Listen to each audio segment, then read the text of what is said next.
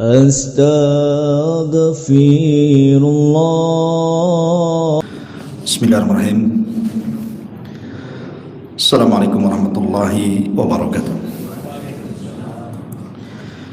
Alhamdulillah wassalatu wassalamu ala Rasulillah wa ala alihi wa sahbihi wa mawalah wa la hawla wa la quwata illa billahi wa ba'du. Kita lanjutkan kajian kita,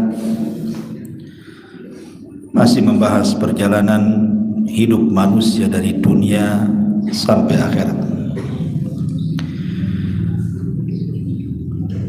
Tadi kita sudah singgung bahwa dunia ini ada waktunya.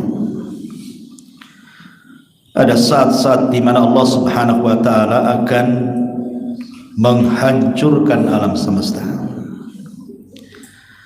Tapi Allah Maha Adil, tidak memberikan sekonyong-konyong kiamat itu kepada manusia. Tapi Allah beri tanda-tandanya dulu,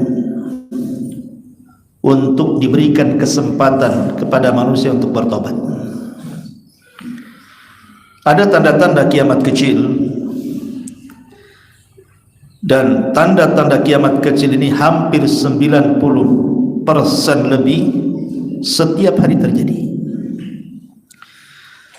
Tetapi berlalunya tanda-tanda kiamat kecil ini, masih ada kesempatan kita bertobat. Tapi kalau sudah masuk kepada tanda-tanda kiamat besar, ada satu tanda kiamat besar di mana tobat manusia ditolak. Kapan itu? Ketika matahari terbit dari arah barat. Tetapi kiamat itu ada dua jenis. Satu kiamat yang pasti, dan itu harus lebih kita yakini. Apa itu? Al-maut, kematian. Kata Nabi SAW, "Idza mata ahadukum qamat qiyamatuhu." Kalau mati salah seorang di antara kalian, berarti tegak kiamat kepadanya. Ini yang sudah jelas. Kematian itu sudah jelas. Kenapa? Karena Nabi SAW membatasi umur manusia itu antara 60 sampai 70 tahun saja. Jadi kita sudah kira-kira. Kata Nabi SAW, "A'maru ummati bainas sittina wa sab'in." Usia umatku berkisar 60 sampai 70 tahun saja. Sedikit yang lewat dari situ. Sehingga kalau bapak-bapak sekarang sudah usia 50, 60, hati-hati itu. Karena Rasul membatasi umur manusia antara 60 sampai 70 tahun saja. Umumnya usia di bawah 70 itu sudah meninggal, dan kita menyaksikan setiap hari ada orang meninggal. Jadi kalau orang mengingkari kematian itu bodoh, karena hari-hari kita melihat ada orang mati. Itu yang sudah jelas. Adapun kiamat besar, secara keyakinan jelas, tapi kapan terjadinya kita tidak tahu. Beda dengan kematian kita, kan sudah jelas usianya antara 60 sampai 70 tahun, walaupun lewat sedikit, bahkan sedikit sekali bisa dihitung dengan jari. Kalau ada orang yang usia 100 tahun tuh, paling tinggi 120, 130 itu udah mati, tidak sampai 200. Tapi kalau kiamat besar kan tidak bisa diprediksi. Oh, dulu yang memprediksi bahwa umat manusia itu umurnya 1500 tahun. Sekarang sudah 1444. Ntar lagi lah kiamat. Gak bisa kita prediksi seperti itu. Karena Nabi SAW pernah ditanya oleh Jibril tentang kapan kiamat. Dan Jibril mengatakan, "Mal mas'ulu anha bi'a'lama minas sa'il." Tidaklah orang yang ditanya lebih paham daripada orang yang bertanya. Maknanya saya dan kau Jibril tidak tahu kapan kiamat, tapi kita harus yakin kiamat itu pasti datang. Lah, di antara tanda-tanda kiamat ada namanya tanda-tanda kiamat kecil. Tanda-tanda kiamat kecil ini terbagi menjadi 4. Ada tanda-tanda kiamat kecil itu sudah terjadi di zaman Rasul dan tidak akan pernah terulang. Yang kedua, tanda-tanda kiamat kecil dari zaman Rasul sampai hari ini terus terulang. Yang ketiga, ada tanda-tanda kiamat kecil ini belum terjadi dan akan terjadi. Dan yang keempat, tanda-tanda kiamat kecil berada di sela-sela tanda-tanda kiamat besar.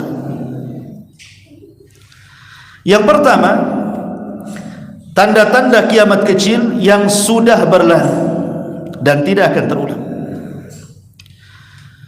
Dan itu di zaman Nabi. Pertama, diutusnya Nabi. Diutusnya Nabi itu tanda kiamat kecil.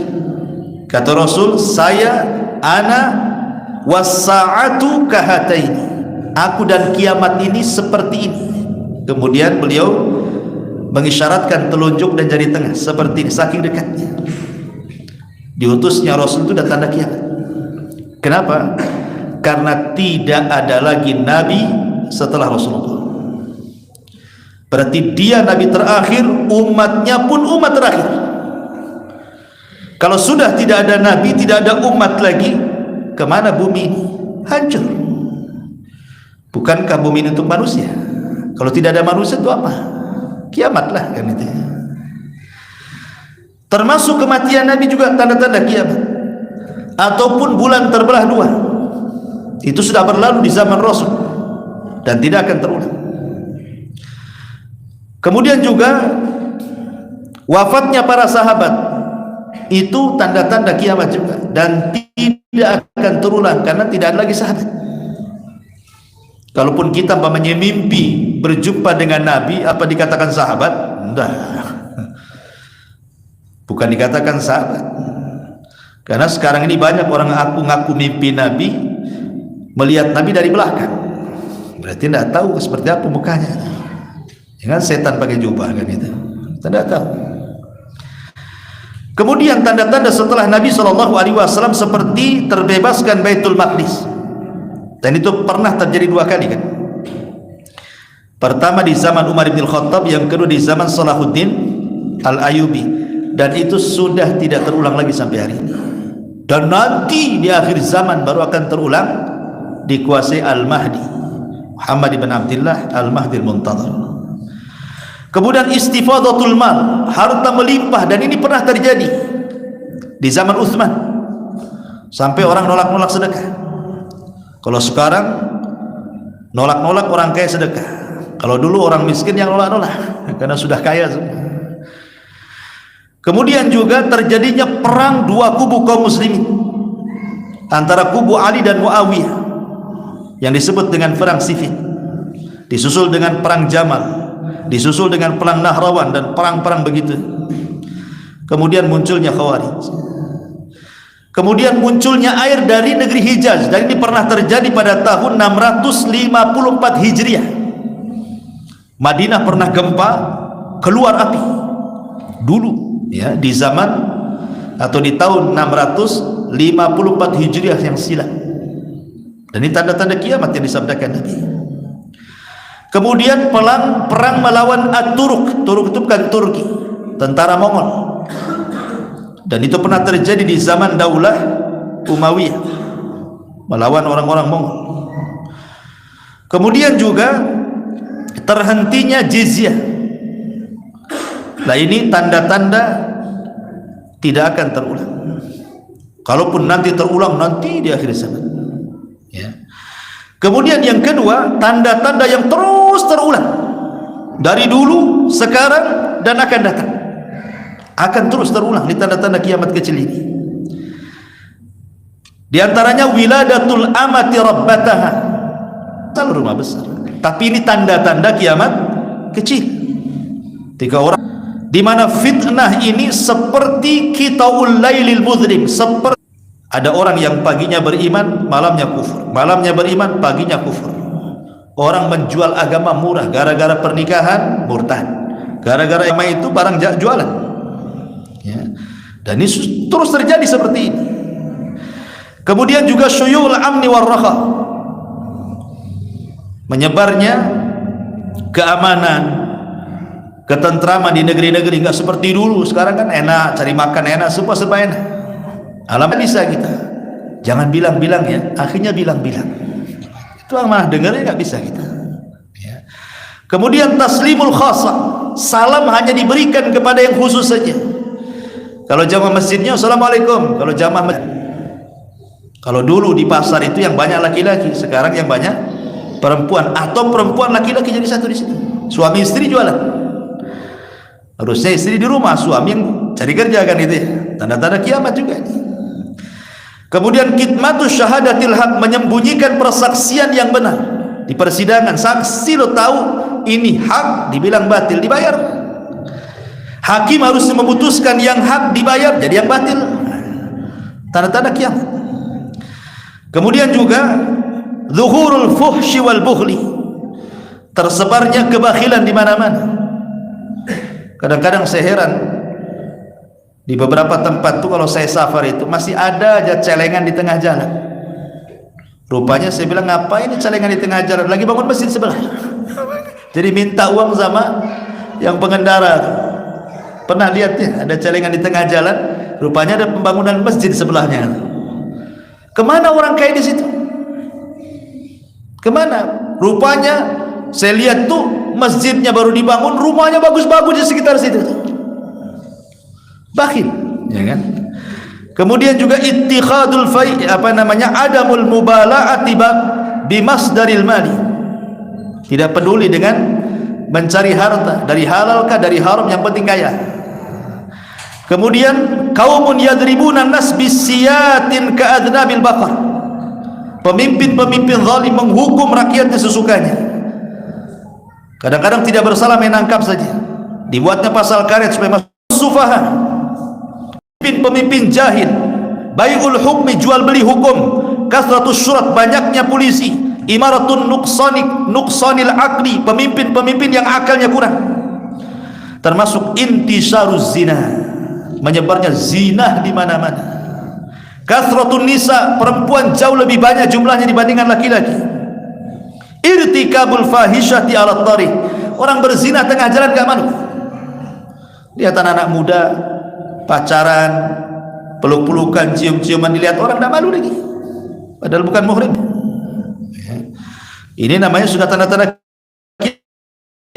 ittiba sunanil umamil madiyah, mengikuti tata cara umat dulu, mulai dari penampilan, pakaian, bahasa, tingkah laku. Subhanallah. Sekarang lihat anak-anak muda itu, kalau suruh pakai gamis, pakai pakaian-pakaian syar'i, tak mau. Maunya pakaian-pakaian barat kan itu. Badan dipenuhi tato nggak jelas. Ya. Kemudian audatul Islam ghariba, kembalinya Islam menjadi asing. Orang menjalankan sunnah dibilang sesat. Orang sesat pula mengaku di atas sunnah. Macam-macam. Orang menegakkan tauhid dibilang syirik. Orang yang syirik pula kami di atas tauhid. Asing Islam ini. Nah, ini juga diantara, dan banyak lagi, saya tidak sebutkan, nanti habis waktunya.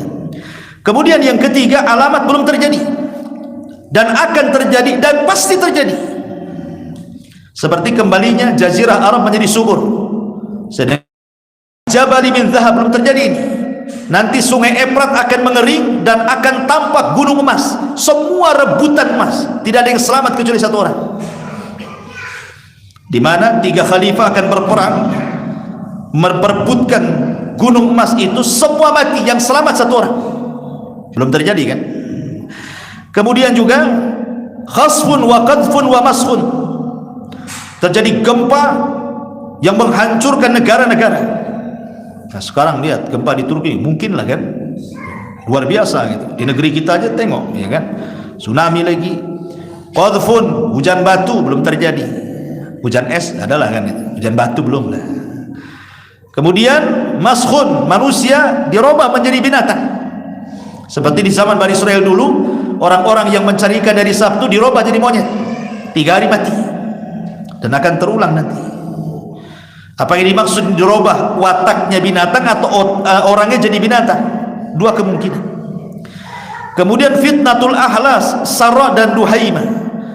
Kemudian muncul seorang laki-laki dari Qahtan, kemudian muncul seorang laki-laki namanya Jahjah, dan begitu seterusnya. Ini belum terjadi dan akan terjadi dan pasti terjadi. Ya. Kemudian munculnya Imam Mahdi, belum terjadi. Walaupun di Medan kemarin ada orang juga ngaku Imam Mahdi. Bukan Imam Mahdi. Imam Mahdi itu dibaiat di Mekah, kenapa jadi ke Medan? Nggak nyambung, ya kan? Kemudian Khasful Baida, terjadinya gempa ketika pasukan Syam tidak terima pembaiatan Imam Mahdi. Mereka mau nyerang ke Imam Mahdi ke Mekah. Sampai di antara Mekah dan Madinah ada tempat namanya Baido, terjadi gempa, masuk semua ke tanah. Belum terjadi, karena itu terjadi setelah pembaiatan Imam Mahdi. Kemudian Hudnah, terjadi Hudnah itu di mana kaum muslimin bekerja sama dengan orang-orang Nasrani, kemudian berperang melawan musuh-musuh entah siapa, pokoknya di luar daripada Islam dan Nasrani. Karena ini bergabung, Islam dan Nasrani ini bergabung memerangi musuh-musuh di luar itu dan menang. Tapi orang Nasrani berkhianat dan mengatakan khalabas salib, kami yang menang. Maka orang Islam mengatakan balillah khalab, Allah yang memenangkan, bukan engkau. Dibunuhnya Nasrani. Akhirnya terjadi pengkhianatan, terjadilah perang disebut dengan Malhamatul Kubra atau disebut dengan Armageddon. Orang Yahudi biasa mengatakan begitu. Kita Al-Malhamatul Kubra. Kemudian Fathul Konstantinia, pembebasan Konstantinopel, dan begitu seterusnya. Ini belum terjadi. Tapi ada alamat-alamat kecil itu, dia itu di tengah-tengah alamat besar. Alamat kecil tapi berada di sela-sela tanda-tanda alamat besar. Seperti contohnya diangkatnya mushaf dalam satu malam. Ketika nengok ada mushaf, nggak ada tulisannya, hilang. Kemudian kalau dia hafal Quran, hilang semua hafalan di dadanya, sehingga tidak ada lagi mushaf, tidak tulisan, tidak hafalan. Dan itu di sela-sela tanda-tanda kiamat besar. Kemudian tarbul haji, haji tidak ada lagi, haji ditinggalkan. Dan itu setelah Isa bin Maryam meninggal. Ketika haji sudah tidak ada lagi yang melaksanakan, datang seorang laki-laki namanya Dzu Suwaikotaini, karena dia pincang jalannya dari Habasyah. Dulu sama-sama dari Habasyah tuh. Abroha dari Habasyah juga kan, Ethiopia. Nyerang Ka'bah nggak jadi karena diserang Ababil. Tapi nanti dari Habasyah lagi datang namanya Dzu Suwaikotaini, yang pincang jalannya bawa pasukan menghancurkan Ka'bah sampai rata dengan tanah, diambil pemeliharaannya. Dan itu kejadian setelah Isa bin Maryam turun. Itu namanya di sela-sela tanda-tanda kiamat besar kan itu. Kemudian audatu ba'di qabailil Arab li ibadatil asnam, kembalinya orang Arab menjadi penyembah berhala. Makanya di antara pasukan Dajjal itu adalah orang-orang Arab jahil. Ya. Kemudian penghancuran Ka'bah. Kemudian banyak lagi. Itu intinya di sela-sela kiamat besar. Saya singkat-singkat saja. Baru setelah itu masuk ke alamat kiamat besar, dan itu ada 10. Bedanya, kalau tanda-tanda alamat kecil itu muncul, nanti hilang lagi, nanti muncul lagi, hilang lagi, muncul lagi. Tapi tanda-tanda kiamat besar beda. Kalau sudah muncul yang satu, hilang satu, muncul dua, hilang dua, muncul tiga, terus beruntun, tidak ada jeda-jedanya sampai kiamat dibangkitkan. Itulah bedanya. Makanya akan sulit orang bertobat itu ketika mendapatkan tanda-tanda kiamat besar, karena dia beruntun. Kalau tanda-tanda kiamat kecil kan ada jedanya dia setelah kita bertobat. Dan itu diawali dengan keluarnya Imam Mahdi. Kemudian Imam Mahdi berperang melawan orang-orang Nasrani di Malhamatul Kubra, kemudian atau disebut dengan Armageddon. Disitulah ketika kaum muslimin menang, dan itu perang terbesar dunia yang tidak ada perang setelahnya. Itu paling besar perang itu, sampai burung yang terbang aja jatuh, saking besarnya perang itu. Ada yang mengatakan perang ini kembali kepada perang di zaman Nabi, karena teknologi sudah tidak ada lagi berfungsi, mangkrak, nggak ada lagi bensinnya, hilang, kering semua tanah itu, nggak ada lagi petrol, nggak ada lagi.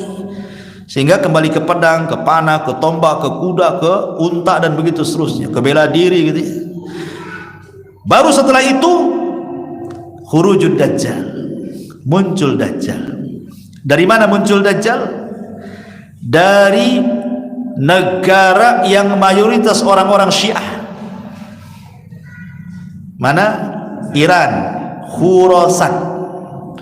Khorasan itu negara yang mayoritas orang-orang Syiah di Iran sana, di Khorasan. Dajjal itu muncul di situ. Ya, di Khorasan. Kemudian mengarah ke mana? Ke Asfahan.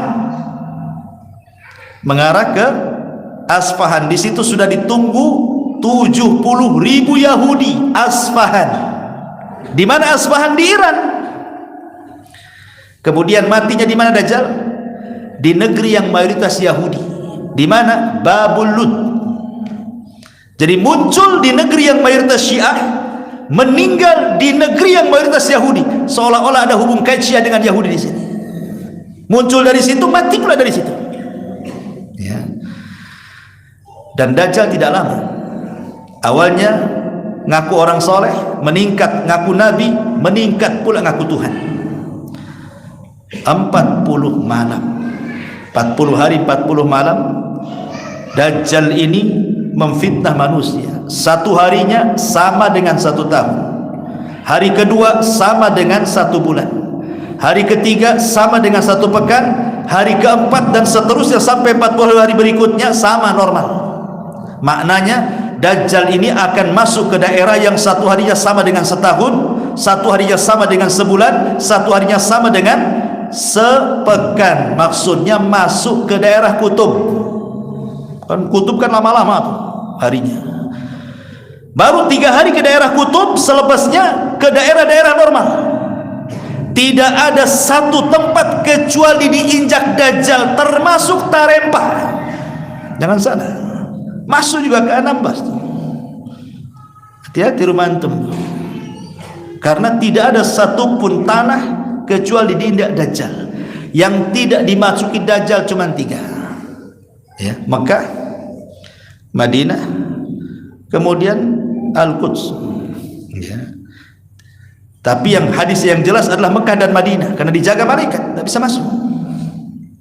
Dajjal itu hanya melihat saja ke Madinah dari jauh, tidak bisa dia melewati tanah haram, sehingga dia goyangkan kakinya ke tanah, terjadi gempa, sehingga orang Mekah, Madinah ketakutan. Yang munafik-munafik itu keluar jadi pengikut Dajjal. Hanya bertahan orang-orang yang beriman saja.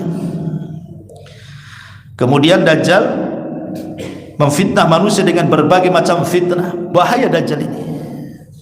Lah baru kemudian, karena Al-Mahdi tidak bisa memerangi Dajjal, karena Dajjal pasukannya banyak, makin hari makin banyak pengikutnya, akhirnya dia pun bersembunyi Al-Mahdi dengan kaum muslimin di Bukit Tur. Dikepung, nggak bisa turun. Sampai kepala kerbau lebih berharga dibandingkan dinar dan dirham. Kelaparan mereka. Akhirnya mereka sudah putus asa. Daripada kita mati konyol nggak jelas, bagus kita bertempur mati syahid saja. Akhirnya ketika mereka sudah berazam besok akan turun, disitulah Allah turunkan Isa bin Maryam. Turun diapit 2 malaikat. Kemudian turun di menara putih. Di mana menara putih? Di Damaskus. Menaranya ada sekarang, ya, sudah ada menaranya. Turun di situ. Kemudian bergabung ke tentara Al-Mahdi di waktu tepat ketika muadzin setelah mengumandangkan azan, dia datang. Dan orang tahu itu Isa bin Maryam. Dari mana? Dari ciri-ciri yang disabdakan Nabi. Makanya Imam Mahdi mengatakan, taqaddam ya Ruhul Qudus, kau jadi imam.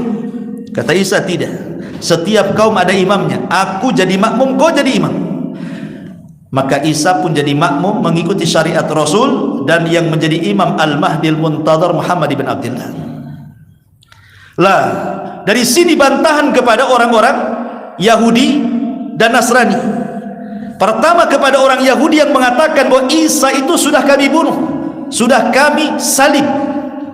Maka Islam katakan Isa lo belum mati, belum disalib, belum dibunuh. Nih turun, ada orangnya. Bisa ditanya kan itu. Dan bantahan juga kepada orang Nasrani, kalau dia itu anak Tuhan, satu di antara 3 Tuhan, atau dia Tuhan itu sendiri. Masa Tuhan sholat di belakang Al-Mahdi lagi? Siapa yang disembah, siapa yang nyembah? Kok sholat pula kan itu? Berarti dia bukan Tuhan. Dia adalah hamba Allah dan Rasulnya. Selesai sampai di sini. Ya. Baru setelah itu Isa bin Maryam setelah sholat subuh dikumpulkan para tentara itu. Kemudian diusap wajahnya satu-satu. kemudian menyebutkan manzilah dia di sorga. Subhanallah, bukan dikatakan kalian akan masuk sorga, tapi Isa menyebutkan kedudukannya di sorga. Tidak ada manusia yang lebih bahagia dibandingkan orang yang diusap Isa bin Maryam kali itu. Kemudian Isa mengatakan, aku beri kau 3 pilihan. 1, kalian tidak usah berperang. Aku akan berdoa kepada Allah supaya Allah mengirimkan pasukan yang bukan kalian, mereka yang akan menghancurkan Dajjal. 2, kalian tidak usah berperang. Aku akan berdoa kepada Allah supaya Allah mengirimkan bencana besar kepada Dajjal dan pasukannya, mereka akan binasa. Atau yang ketiga, kita perang, aku pimpin kalian, tapi aku berdoa kepada Allah agar orang-orang Yahudi dan pasukan Dajjal tidak bisa mengayunkan pedang, kalian tinggal tebas saja. Milih mana? Milih ketiga. Oke, karena tidak bisa mengayunkan pedang mereka, berarti tinggal tebas-tebas saja kan itu. Adapun Dajjal aku yang hadapi, kata Isa. Turunlah pasukan habis subuh. Dari sini ada jenderal Israel mengatakan, kalau seandainya kaum muslimin itu sholat subuh sebanyak sholat Jumat, pasti Israel kalah. Kalau orang-orang Palestina sholat subuh sebanyak sholat Jumat, pasti kami kalah. Kenapa? Karena kekalahan Yahudi di akhir zaman dilakukan oleh Isa setelah sholat subuh. Makanya sholat subuh itu sholat luar biasa, jangan tinggalkan. Ya, di situ ada angin soba. Kata Nabi SAW, nusirtu bis soba wa uhlikatil adu biddabu. Aku ditolong dengan angin soba dan kaum Ad dihancurkan dengan angin sore. Makanya kalau pulang habis subuh, buka jendela, buka pintu, kecuali sekarang lagi ada angin, jangan lagi. Maksudnya kalau nggak musim angin, bukalah pintu jendela habis subuh itu supaya angin soba masuk, itu angin berkah. Jangan pulang habis subuh, tutup jendela, tutup pintu, matikan listrik, gelap lagi, malam lagi, tidur lagi, kan hilang berkahnya. Ya. Akhirnya ketika kemudian mereka berperang, Dajjal tahu itu Isa, seperti lilin kena bakar, layu, lari dia, lari ke barat, ke timur, dikejar sama Isa. Akhirnya mentok di Babi Lut. Isa mengeluarkan tombaknya, kemudian menombak Dajjal. Setelah mati, dipenggal kepalanya, diangkat kepalanya di hadapan pasukannya. Ketika melihat pimpinan mereka Dajjal itu mati, tunggang langgang pasukannya. Sebagian mereka sembunyi di pohon, pohon pula bisa bicara, hei muslim, Yahudi di belakang saya, bunuh dia. Mati kena bunuh. Ada sembunyi di batu, batu pula bisa bicara, hei muslim, Yahudi di balik batu saya. Semua bisa bicara, sehingga tidak ada tempat bersembunyi orang Yahudi kecuali satu pohon yang melindungi orang Yahudi, yang disebut dengan pohon Gharqad. Makanya orang Israel bocor hadis ini sama mereka, nanam pohon Gharqad banyak-banyak. Sempat juga kebakaran, tuh ditanam lagi kan gitu. Subhanallah. Ma'asyiral muslimin yang dimuliakan Allah Azza wa Jalla. Setelah Dajjal mati, kemudian Isa pun menawan orang-orang Yahudi dan Nasrani. Disitulah Isa memaksa mereka masuk Islam atau mati, nggak ada jizyah lagi. Wa imin ahlil kitab illa la yu'minanna bihi qabla mautihi. Tidaklah dari ahli kitab kecuali akan beriman sebelum kematian Isa. Maka ketika itu semua ahli kitab kebanyakan mereka beriman, sebab kalau tidak mereka mati, kecuali yang sembunyi-sembunyi saja. Dan ketika itulah bumi diberkahi. Kenapa? Karena semua beriman. Saking berkahnya bumi menunjukkan keberkahannya, sampai pohon delima itu buahnya, kalau seandainya orang masuk ke cangkangnya, 10 orang masuk. Segede apa tuh delimanya tuh? Kalau cangkangnya 10 orang masuk tuh, berarti satu desa itu satu kenyang itu, menunjukkan berkahnya bumi. Tapi tidak lama, rupanya Allah kirim alamat tanda kiamat yang berikutnya. Apa? Yang ketiga, khuruj Ya'juj wa Ma'juj, keluar Ya'juj dan Ma'juj. Benteng yang pernah dibangun Dzulqarnain jebol, sampai-sampai Allah mengatakan, min kulli hadabin yansilun, mereka keluar seperti air, bah air yang turun dari gunung, saking banyaknya jumlahnya itu. Bayangkan jumlahnya itu, satu dari kita, 999 dari mereka. Makanya Rasul mengatakan, kalau keluar Ya'juj dan Ma'juj jangan dilawan. Mereka kaum yang tidak bisa dibunuh dan tidak diperangi, sebaiknya sembunyi. Gimana bisa menang? Antum lawan 999, lawan 10 aja sudah KO. Ini lawan kita 1 berbanding 999, dari mana menangnya? Makanya Isa sendiri sembunyi di Bukit Tur bersama kaum muslimin. Akhirnya Ya'juj dan Ma'juj merusak. Setiap melihat pantai kering diminumnya, masuk ke hutan yang hijau menjadi kering. Pokoknya perusak. Dia akan membantai di luar rasnya, bukan hanya membunuh, memakan kanibal. Sehingga ketika tidak ada ras kecuali Ya'juj dan Ma'juj di dunia ini, sombong mereka, merasa sudah menguasai bumi. Dia lihat ke langit, kemudian mengatakan, qatalna ma fil ardi sanaqtuluhu man fis sama, katanya. Kami sudah bantai semua orang yang ada di bumi. Sekarang yang di langit ku bantai juga, katanya. Akhirnya diarahkan panah tombak mereka ke langit, dilesatkan ke langit. Allah hendak menipu, Allah hendak memberikan tipu daya. Silahkan kalian buat tipu daya, ya.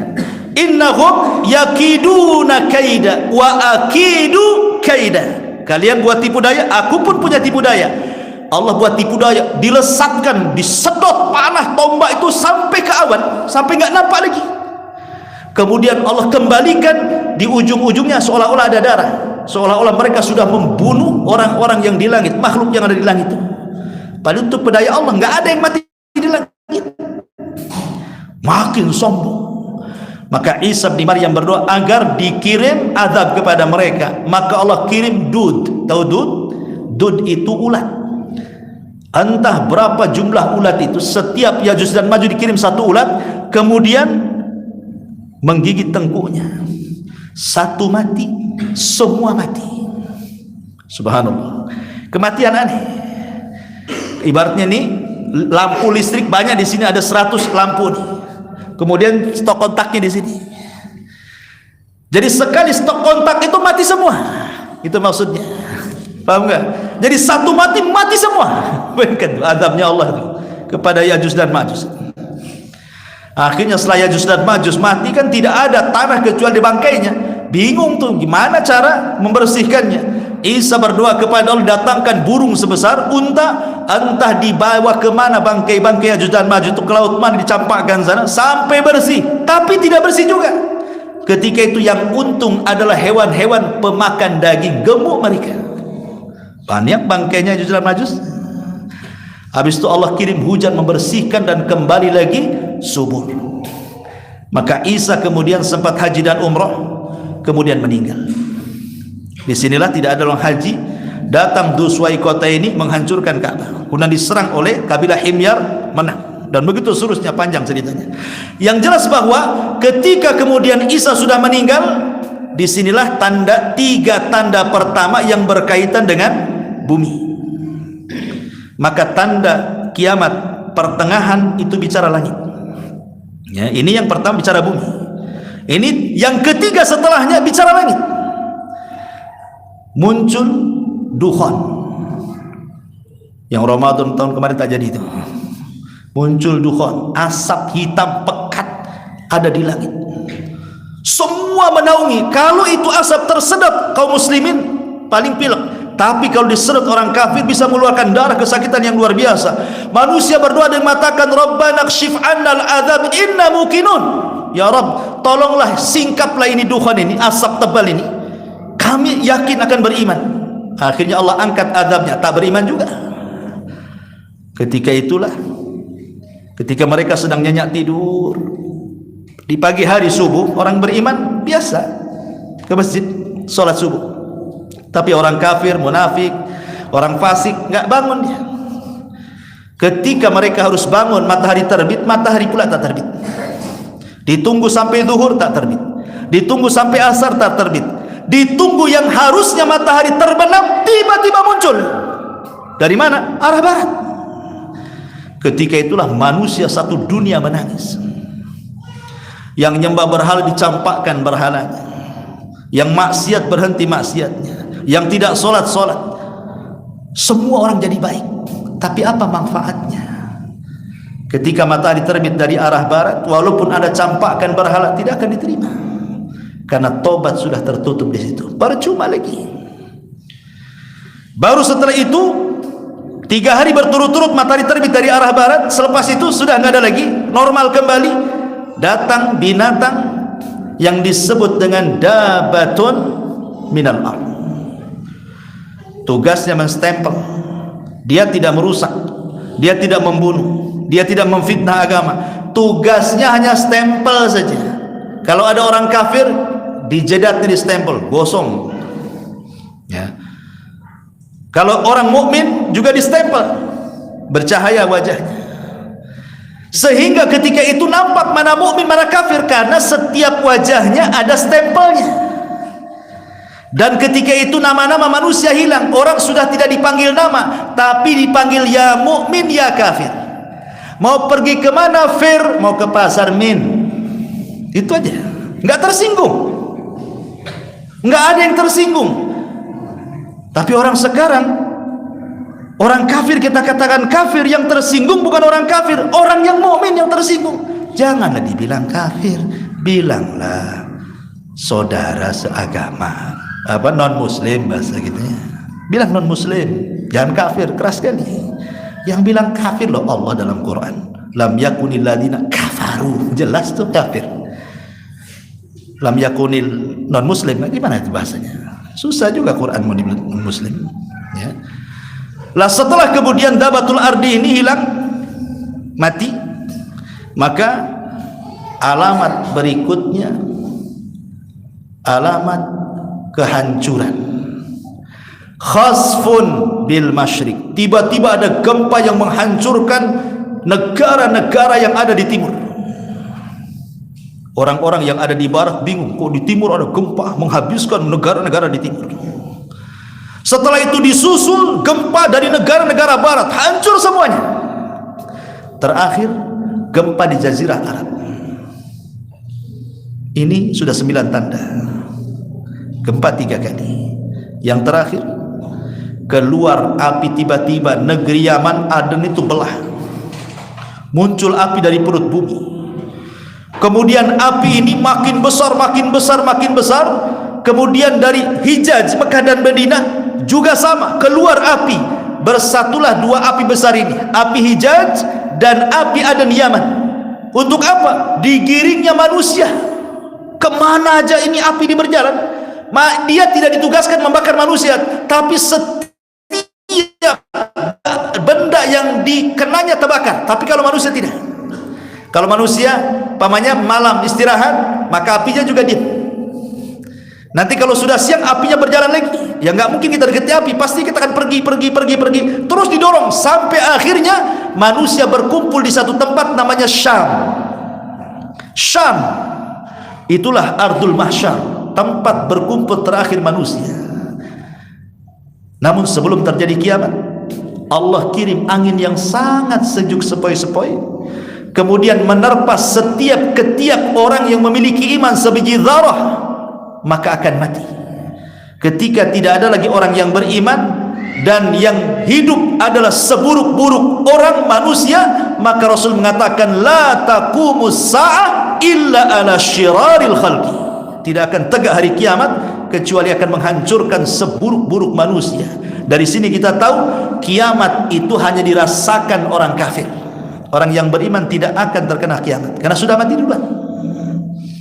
Hanya orang kafir yang akan merasakan tiupan sangkakala Israfil. Rasul pernah suatu ketika tidak enak tidur, tidak enak makan, tidak ada minum, termenung, melamun, sedih. Sahabat bertanya, ada apa wahai Rasul? Maka Rasul mengatakan, kaifa un'am wa qad iltaqama sahibu qarnin qarna. Gimana aku bisa tenang hidup, bisa bahagia hidup?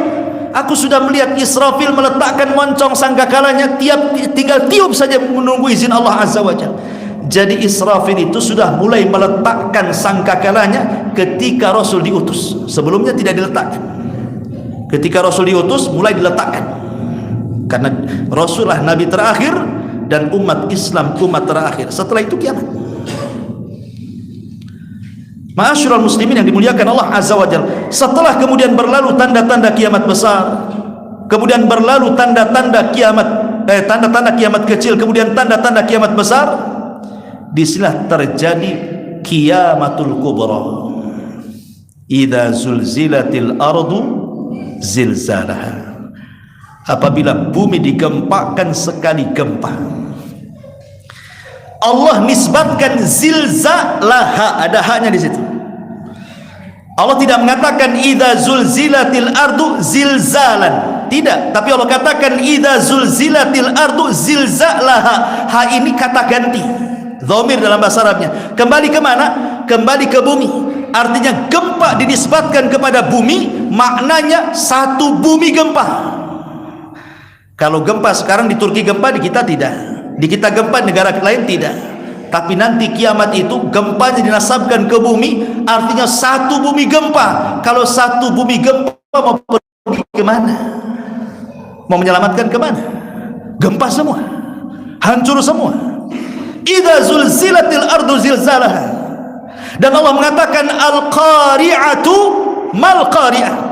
Antum tahu qari'ah itu artinya suara yang menghancurkan gendang-gendang telinga. Al-qari'ah itu suara yang keluar dari moncong Israfil, itu disebut qari'ah namanya. Qara'. Ini suara menimpa apapun menghancurkannya. Ini suara yang keluar dari moncong Israfil ini, qari'ah itu. Menimpa apapun menghancurkannya. Ketika suara ini menimpa manusia, tidak ada manusia yang hidup, semua mati.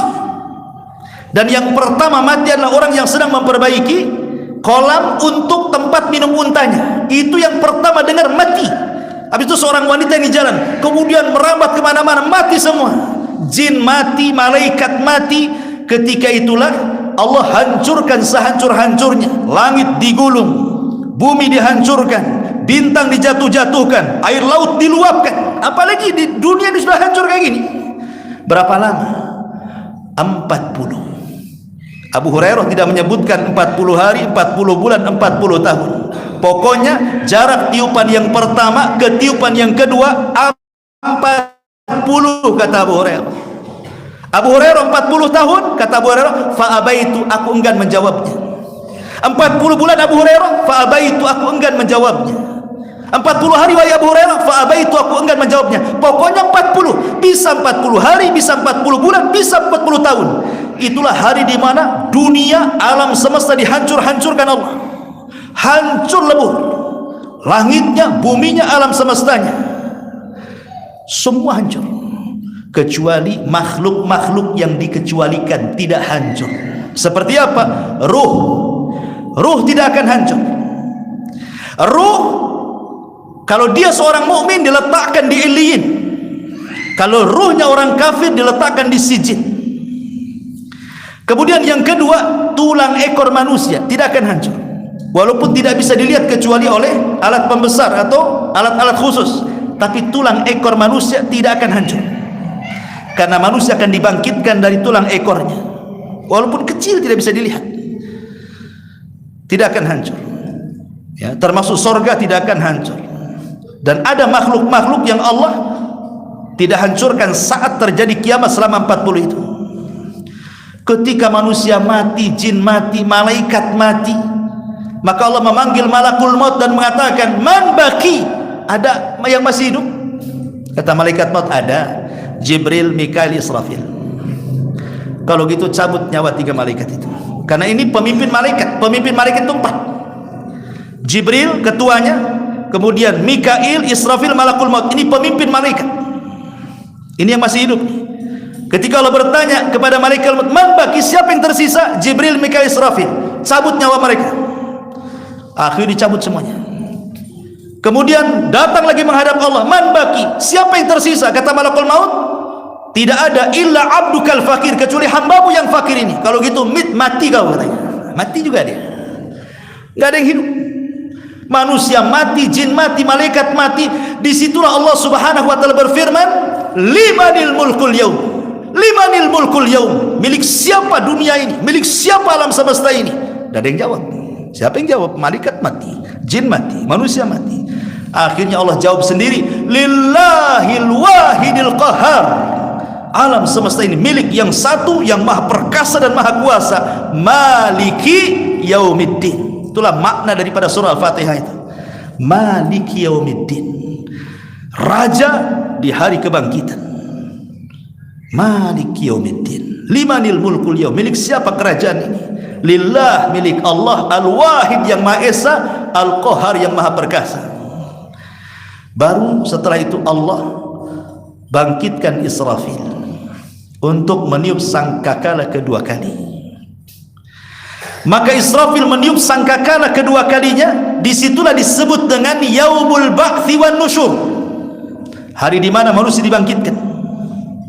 Hari di mana manusia dibangkitkan, bangkit semua manusia. Jadi tulang-tulang ekor itu dari sejak Adam sampai yang terakhir mati, Allah turunkan hujan. Allah turunkan hujan.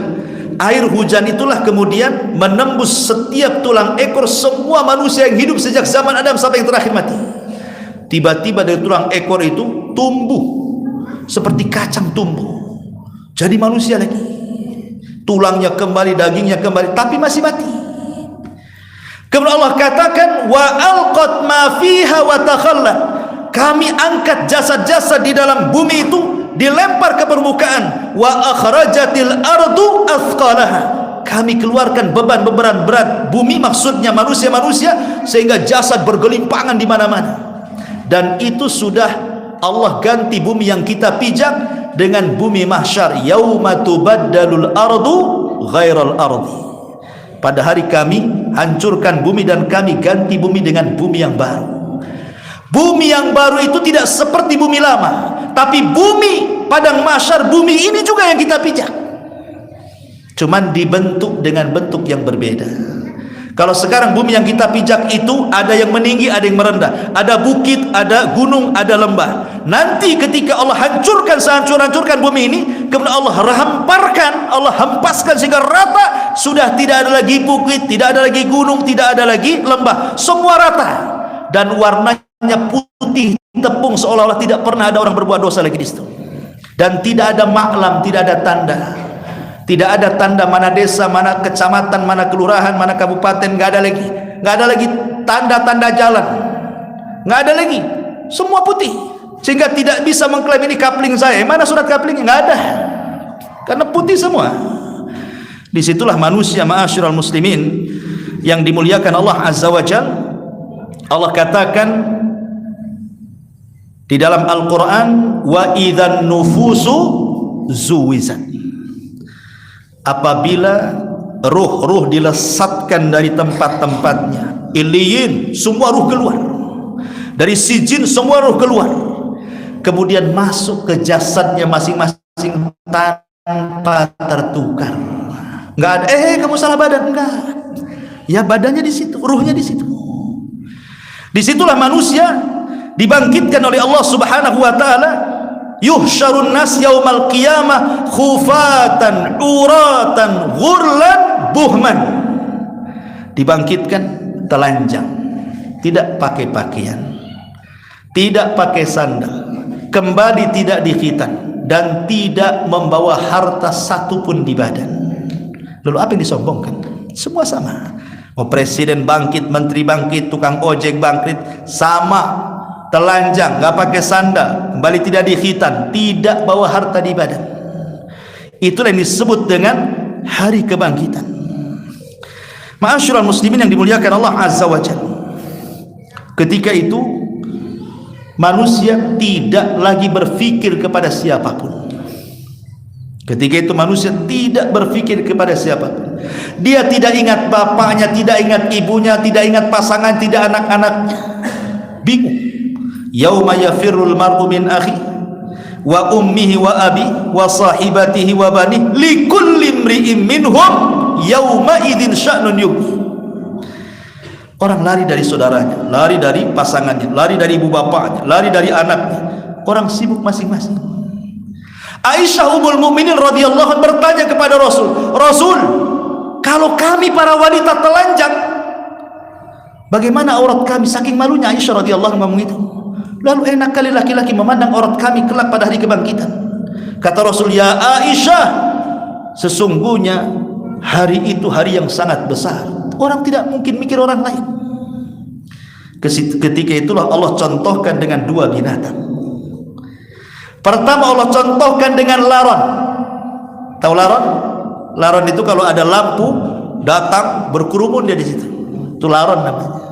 Allah mengatakan al-qari'atu mal qari'ah wa ma adraka mal qari'ah yauma yakunu nas kal farash. Farash itu laron yang berhamburan, mabsus. Lihat terbangnya laron. Gimana coba lihat. Laron kalau terbang itu aturan enggak? Enggak ada aturan. Ditabraknya kawan sendiri, jatuh semua sayapnya, besok dia pula jatuh juga. Enggak ada laron itu tahu lalu lintas tuh. Tabrak-tabrak aja dia. Enggak tahu dia.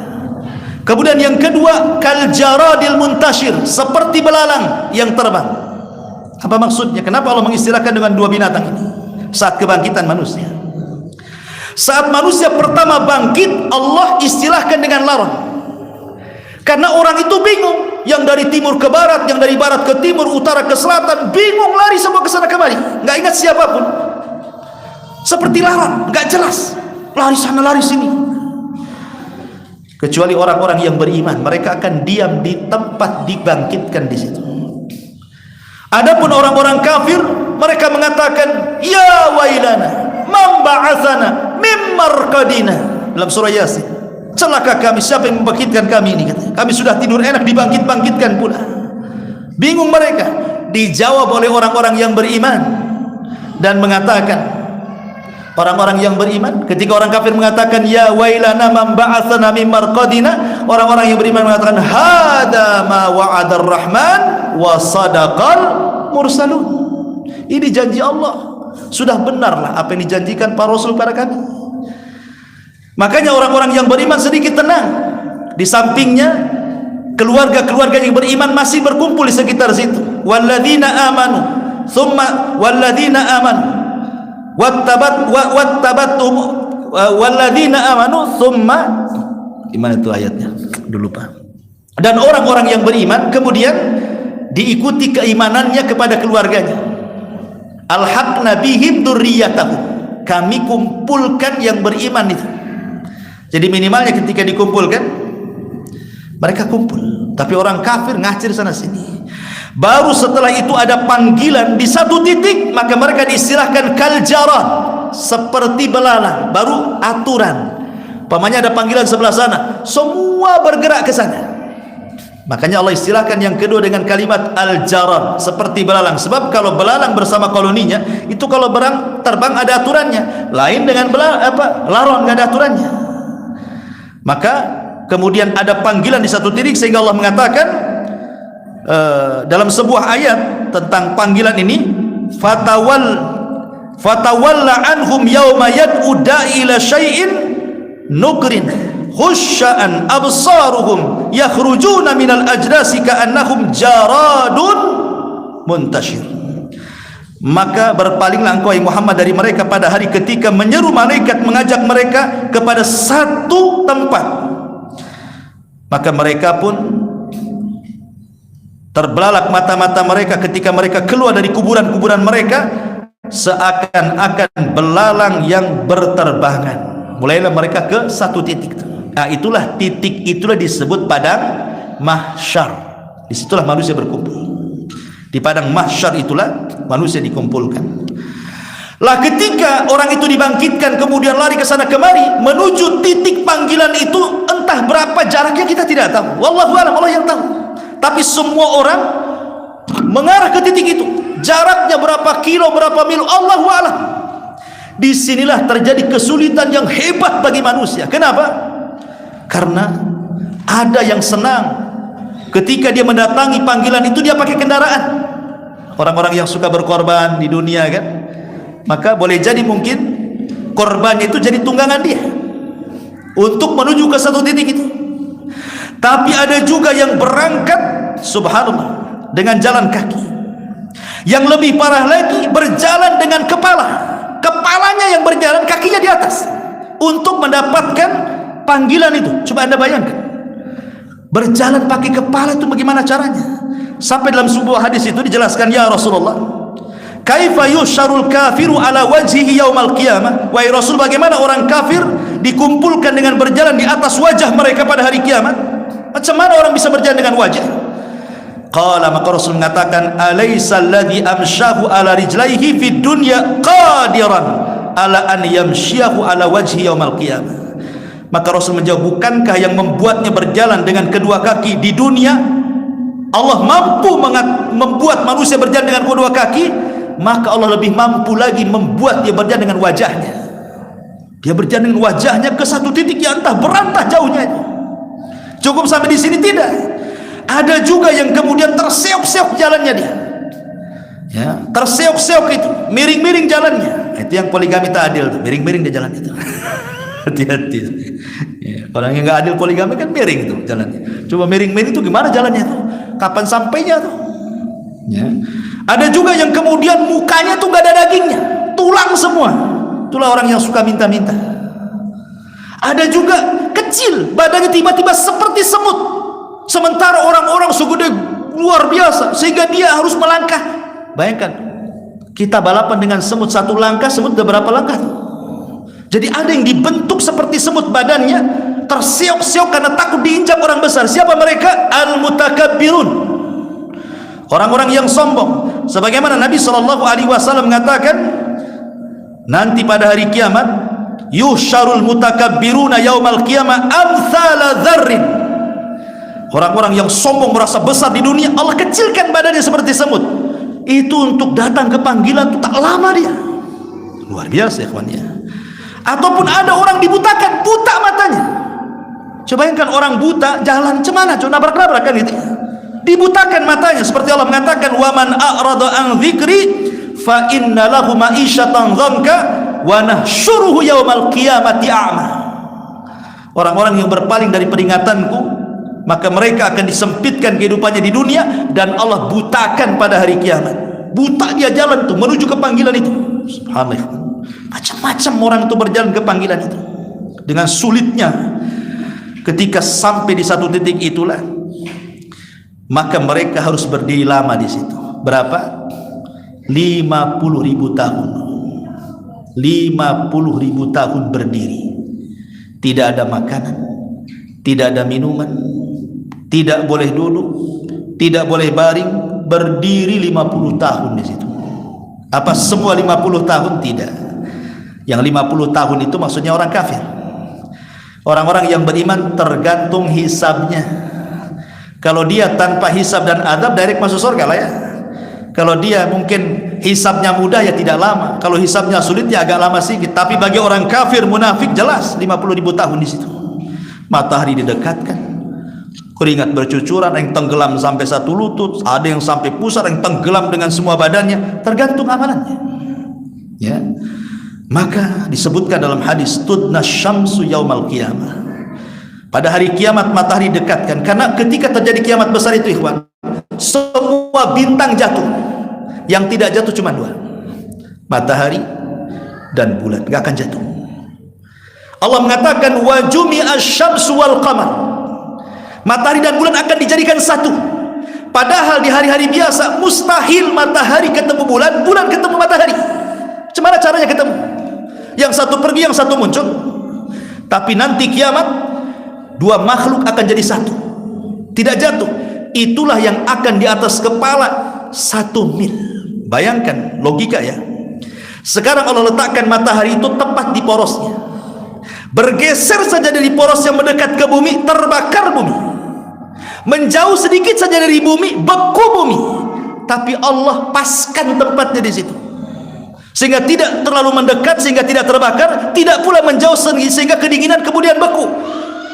Allah ala kulli syai'in qadir. Ini nikmat dari Allah. Nanti pada hari kiamat di atas kepala 1 mil, semana ceritanya tuh? Sebab kalau dia sampai duduk ataupun terbaring, tenggelam dengan keringatnya. Makanya posisi mereka tidak ada yang duduk, tidak ada yang berbaring, semua berdiri, karena Allah mengatakan yauma yaqumun nas li rabbil alamin. Pada hari itu manusia berdiri menghadap Rabb alamin. Masyaallah muslimin yang dimuliakan Allah Azza wa Jalla, ketika itulah manusia ketakutan luar biasa. Kenapa? Karena mereka sudah berpikir bagaimana nanti hisab saya, bagaimana, ketakutan semua. Mau yang berimannya apalagi orang kafirnya, semua menggigil ketakutan karena kita tidak tahu posisi kita di hadapan Allah. Masuk neraka ke masuk surga kita tidak tahu. Itu hari yang luar biasa di situ. Ma'asyiral muslimin yang dimuliakan Allah Azza wa Jalla, lah disitulah banyak peristiwa. Di antaranya apa? Setiap nabi diberikan telaga-telaga. Ya. Maka Nabi SAW telaganya besar sendiri dari semua nabinya. Di mana telaganya itu ciduknya sejumlah bintang yang ada di langit. Telaganya warna putih, lebih putih dibandingkan susu, lebih manis dibandingkan madu. Siapa yang minum satu teguk tidak akan haus selamanya. Rasul sudah menunggu di situ. Maka yang pertama minum adalah orang-orang Ansar, orang-orang Yaman. Kemudian para sahabat, kemudian terakhir sampai ada satu umat yang mengaku umat Rasul mau minum di halau malaikat. Rasul SAW itu maha penyayang. Jangan sampai ada umatnya tidak minum. Berteriak-teriak Rasul, ummati, ummati, ya Rabb, umatku tuh kenapa kau usir? Maka Allah mengatakan, ya Muhammad, innaka la tadri ma ahdatsu ba'daka innahum ghayyaru wa baddal. Muhammad, kau tidak tahu sepeninggalmu mereka merubah-rubah sunnahmu dan merubah-rubah petunjukmu. Biarkan mereka tak minum. Kenapa di sini diberi minum telaga? Karena manusia kepanasan, otomatis haus. Ya, kalau siapa yang minum dari telaga itu, maka dia tidak akan selamanya. Tapi tidak semua terkena matahari, ada juga yang dapat naungan. Antara matahari dengan kepala itu ada naungan. Siapa mereka? Sab'atun yudhilluhumullahu fi dhillihi yawma la dhilla illa dhilluh. Ada 7 kelompok mendapatkan naungan arsy di hari yang tidak ada naungan kecuali naungan arsy Allah Subhanahu wa taala. Siapa mereka? Imam yang adil. Sebutkan itu kan. 7 orang itu. Orang yang bersedekah tangan kanan, tangan kiri tak tahu. Orang yang malam-malam bangun tidak ada yang tahu kecuali dia dengan dia menangis. Ada orang-orang yang hendak berzina, takut berzina, kemudian dia bertobat. Ada orang yang macam-macam yang dapat naungan itu. Jadi tidak semua tuh kena matahari gitu. Lah ketika itulah kemudian setelah manusia bingung, ini harus ngapain kami di sini ini? Maka mereka mulai mendatangi para nabi mereka. Manusia berkumpul dengan orang-orang berakalnya. Ayo kita datang kepada Nabi Adam. Cobalah Adam ngomong sama Allah. Datanglah mereka semua kepada Adam. Ya Adam, anta abul bashar. Adam, kau ini bapak manusia. Isfa' lana ila rabbik. Mintalah syafaat kepada Rabbmu untuk kami. Ala taro ila ma nahnu fi. Tidakkah kau melihat iba kami susah di sini? Tapi Adam mengatakan, nafsi, urus diri kalian, aku tidak bisa. Karena Allah pernah murka kepadaku dengan murka yang belum pernah murka sebelum dan sesudahnya. Aku dah makan buah larangan, diusir dari surga, tidak bisa. Urus diri kalian. Datang ke Nuh sana. Orang datang ke Nuh. Ya Nuh, isfa' lana ila rabbik. Ala taro ila ma nahnu fi. Nuh, mintalah syafaat kepada Rabbmu. Gimana nasib kami ini? Tengok kami. Masa kau tidak iba? Kata Nuh, aku tidak bisa. Tidak bisa menolong kalian. Nafsi, urus diri kalian. Aku pernah berbuat dosa, tidak bisa. Aku pernah berdoa kehancuran kaumku. Rabbi la tadar alal ardi minal kafirina dayara. Ya Allah, jangan ada satu jiwa di permukaan orang kafir hidup, katanya. Aku sudah berdoa kehancuran kaumku. Enggak usah. Datang kau ke Ibrahim, katanya. Datang semua kepada Ibrahim.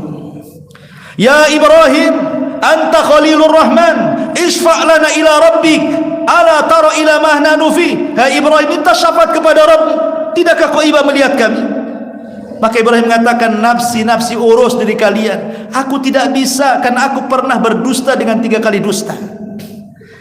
Maksudnya 3 kali dusta ini, pertama berdusta kepada ayahnya. Ketika ayahnya ngomong, Ibrahim kecil-kecil itu masih remaja, Ibrahim, ini Namrud buat acara, ayo kita datang. Kata Ibrahim, enggak, ini sakim, aku lagi sakit. Padahal sehatnya. Karena Ibrahim merencanakan apa? Menghancurkan patung. Ya, pura-pura dia sakit. Bapaknya berangkat sendiri. Bapaknya berangkat, sehat dia. Ambil palu, masuk pula ke istana Namrud. Dihabisinya tuh patung-patung Namrud. Habis acara kerajaan, para pejabat masuk mau nyembah berhala, hancur lebur berhalanya. cuman satu yang terus yang paling besar. Di intel ketahuan Ibrahim pula, panggil Ibrahim, ya Ibrahim, anta fa'alta bi alihatina ya Ibrahim. Ibrahim, engkau yang menghancurkan patung kami. Tidak, bal fa'aluhu kabiruhum hada, bal fa'alahu kabiruhum hada. Yang melakukan itu patung yang no gitu maksudnya. Ibrahim itu maksudnya pakai tauriah, ya. Dia menunjuk patung dengan jempol, padahal Ibrahim ingin mengatakan ini loh jempol saya yang melakukannya, tapi ditunjukkan ke patung. Paham? Kenapa memandang jempol? Karena memegang sesuatu kalau tanpa jempol tidak akan kuat. Contoh di gagang palu, megang gini mana kuat, ya kan? Tapi kalau jempolnya gini kuat. Jadi yang melakukan itu jempolnya sebenarnya, tapi disyaratkan ke patung. Itu tauriah namanya. Itu dusta yang kedua. Dusta yang ketiga ketika ke Mesir dia hijrah dari Irak ke Palestina, masalah ekonomi, berangkat ke Mesir, tinggal di Mesir, rajanya pula zalim. Melihat istri cantik diambil, suaminya dibunuh. Siti Sarah ini wanita cantik. Ibrahim mengatakan, ini bahaya nih, kalau kau kedengaran raja diambil. Bilang kalau kau ditangkap, jangan bilang aku suamimu, bilang saudaramu saja. Maksud saudara seagama, kan bohong juga itu kan. Nah, sebab 3 bohong ini kata Ibrahim, aku tidak bisa. Pergi kau ke Musa, datang ke Musa, ngomong juga sama, kata Musa tidak bisa, aku sudah bunuh orang. Lebih baik kalian datang kepada Isa. Datang ke Isa. Isa tidak menyebutkan dosanya apa, tapi Isa mengatakan datang kalian kepada Muhammad sallallahu alaihi wasallam. Semua datang kepada Rasul. Inilah momen yang disebut dengan syafa'atul udhma. Ya Muhammad, anta khatamul anbiya'i wal mursalin, ishfa' lana ila rabbik, ala tara ila ma nahnu fi. Engkau adalah penutup para nabi dan rasul, mintalah syafaat kepada Rabbmu, tidakkah kau iba melihat kami? Apa kata Rasul? Ana laha, kan ku coba. Dia tidak memastikan, kan ku coba. Maka Nabi SAW langsung naik menghadap Allah di bawah arasy dengan sujud yang lama sekali. Entah berapa waktunya dia sujud, lama sekali sujud, sampai akhirnya Allah Subhanahu wa taala datang kepada Rasul dan mengatakan, irfa' ra'saka ya Muhammad, angkat kepalamu ya Muhammad, sal tu'ta, qul tusma, ishfa' tusyaffa, minta kau diberi, ngomong kau didengar, minta syafaat ku beri kau syafaat. Dari situlah Rasul meminta syafaat, 7 syafaat. Salah satunya, selamatkan orang-orang yang dalam hatinya ada mithqalu dzarratin minal iman, sedikit dari keiman. Itu disebut syafaatul uzma, syafaat khusus bagi Nabi. Tidak ada yang sanggup semua Nabi kecuali Rasulullah. Ini peristiwa di padang mahsyar, syafaat. Baru setelah syafaat ini namanya proses hisab. Apa itu hisab? Saya mentartib seperti ini mengambil beberapa ulama muhakkikin, karena urutan kiamat ini tidak bisa dipastikan ya kawan. Mana duluan, mana belakangan, kita tidak bisa, ini perkara gaib. Cuma saya mengambil fatwa daripada Syekh Al-Syekh, ya, ketika beliau menjelaskan tentang tartibnya seperti ini. Menurut ulama muhakkikin begini tartibnya, tapi kepastiannya kan tidak bisa, namanya perkara gaib, yang mana duluan satu, yang mana enggak, wallahu a'lam. Cuma mengambil pendapat ahli tahqiq seperti ini urutannya, ya. Baru setelah syafaat terjadi hisab. Yang pertama adalah ardul a'mal. Ardul a'mal itu maksudnya amalan ditampakkan kepada manusia. Yauma idzin tu'raduna la takhfa minkum khafiyah. Pada hari itu akan ditampakkan amalan-amal mereka, tidak ada yang tersembunyi sedikit pun. Disinilah terjadi permulaan hisab yang disebut dengan hisab sulit. Hisaban asira, ada hisaban yasira, ada hisab mudah, ada hisab sulit. Nah, ini hisab sulit. Yang pertama hisab sulit, karena di sini terjadi perdebatan, terjadi pembohongan, orang-orang itu berbohong di hadapan Allah. Ketika ditampakkan amalannya, betul kau melakukan ini? Oh enggak ya Rabb, aku tidak melakukan ini, katanya. Dan itu digambarkan dalam Al-Quran, seperti mamanya Allah mengatakan dalam surah Al-An'am dari ayat 22 sampai 24, saya baca. Wa yauma nahsyuruhum jami'an thumma naqulu lil ladzina asyraku aina syurakaukum alladzina kuntum taz'umun thumma lam takun fitnatuhum illa an qalu wallahi rabbuna ma kunna musyrikin unzuru kaifa kadzabu ala anfusihim wa dhalla anhum ma kanu yaftarun. Dan ingatlah hari yang di waktu itu kami menghimpun mereka semuanya, kemudian kami berkata kepada orang-orang musyrik, di manakah sesembahan-sesembahan kalian yang dulu kalian sembah selain daripada kami? Kemudian tiadalah fitnah mereka kecuali mengatakan, demi Allah Tuhan kami tidak melakukan kesyirikan. Kan kurang ajar. Sudah jelas-jelas kalian melakukan kesyirikan, ngomong pula kami tidak berbuat syirik. Bersumpah lagi, kami tidak melakukan kesyirikan. Lah ini catatanmu, ini ada catatanmu loh, kamu berbuat syirik. Oh enggak, demi Allah saya enggak melakukan kesyirikan. Makanya Allah mengatakan, ungduru kaifa kadzab. Lihat bagaimana mereka berdusta kepada Allah Subhanahu wa taala. Mereka berdusta. Nah, ini namanya hisab dengan perdebatan namanya. Kamu lakukan enggak gitu. Ketika mereka tidak mau mengakui, ya, tidak mau mengakui, maka ketika itulah akan didatangkan saksi kepada mereka. Oh, kalian enggak mengakui perbuatan kalian, baik, kita datangkan saksi kepada kalian. Apa saksinya? Macam-macam saksi. Yauma nakhtimu ala afwahihim wa tukallimuna aydihim wa tashhadu arjuluhum bima kanu ya'malun. Di mana hari mulut terkunci. Nah, sekarang kau dikunci sama Allah. Yang ngomong tangan. Aku mau tangan. Betul enggak tangan apa yang dikatakan mulut? Kata tangan, oh enggak, itu mulut tuh berdusta kata tangan itu. Ini saksinya kaki saya. Mulai mau ngomong apa? Tadi ngomong kamu melakukan kesyirikan. Oh enggak, kata mulut. Langsung terkunci mulutnya. Tangan yang ngomong, oh iya Rob, dia melakukan kesyirikan. Nih kaki saya saksinya katanya. Nah, mau ngomong apa coba? Cukup sampai di sini? Tidak. Kulit ikut ngomong. Kulit yang ada pada badan kita ikut ngomong jadi saksi. Sehingga mulut ini marahi kulit. Hei kulit, harusnya kau bela badanmu sendiri. Apa kata kulit? Antaqana Allah. Allah yang buat aku bicara. Mau apa? Katanya. Badan jadi bicara. Cukup sampai di sini. Bumi yang kita pijak jadi saksi. Yauma idzin tuhadditsu akhbaraha. Pada hari itu bumi menjadi saksi.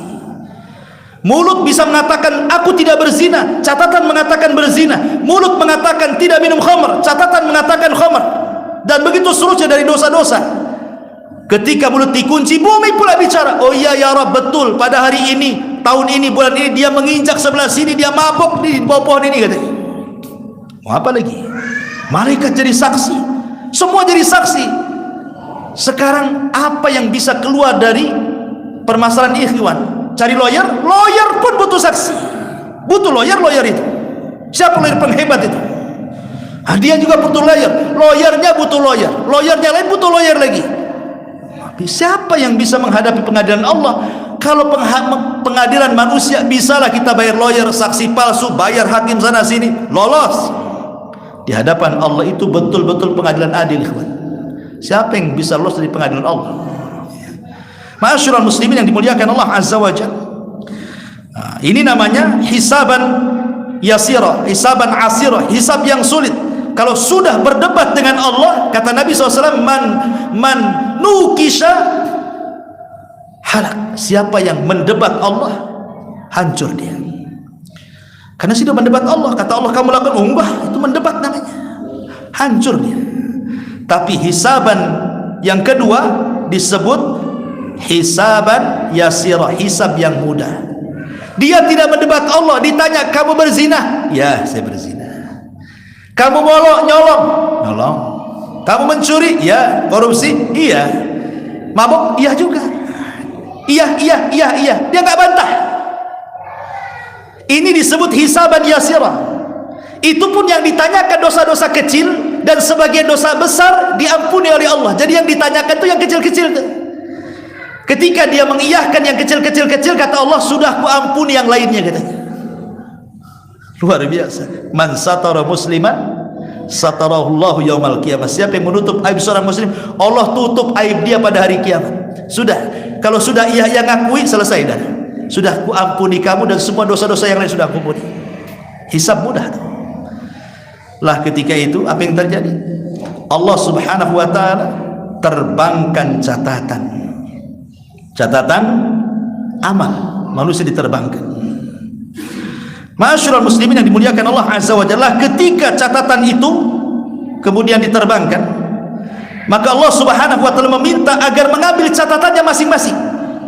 Disitulah terjadi pengambilan 3 kelompok. Ada yang mengambil dengan tangan kanannya, ada yang mengambil dengan tangan kirinya, ada yang mengambil dengan tangan kiri di balik punggungnya seperti ini.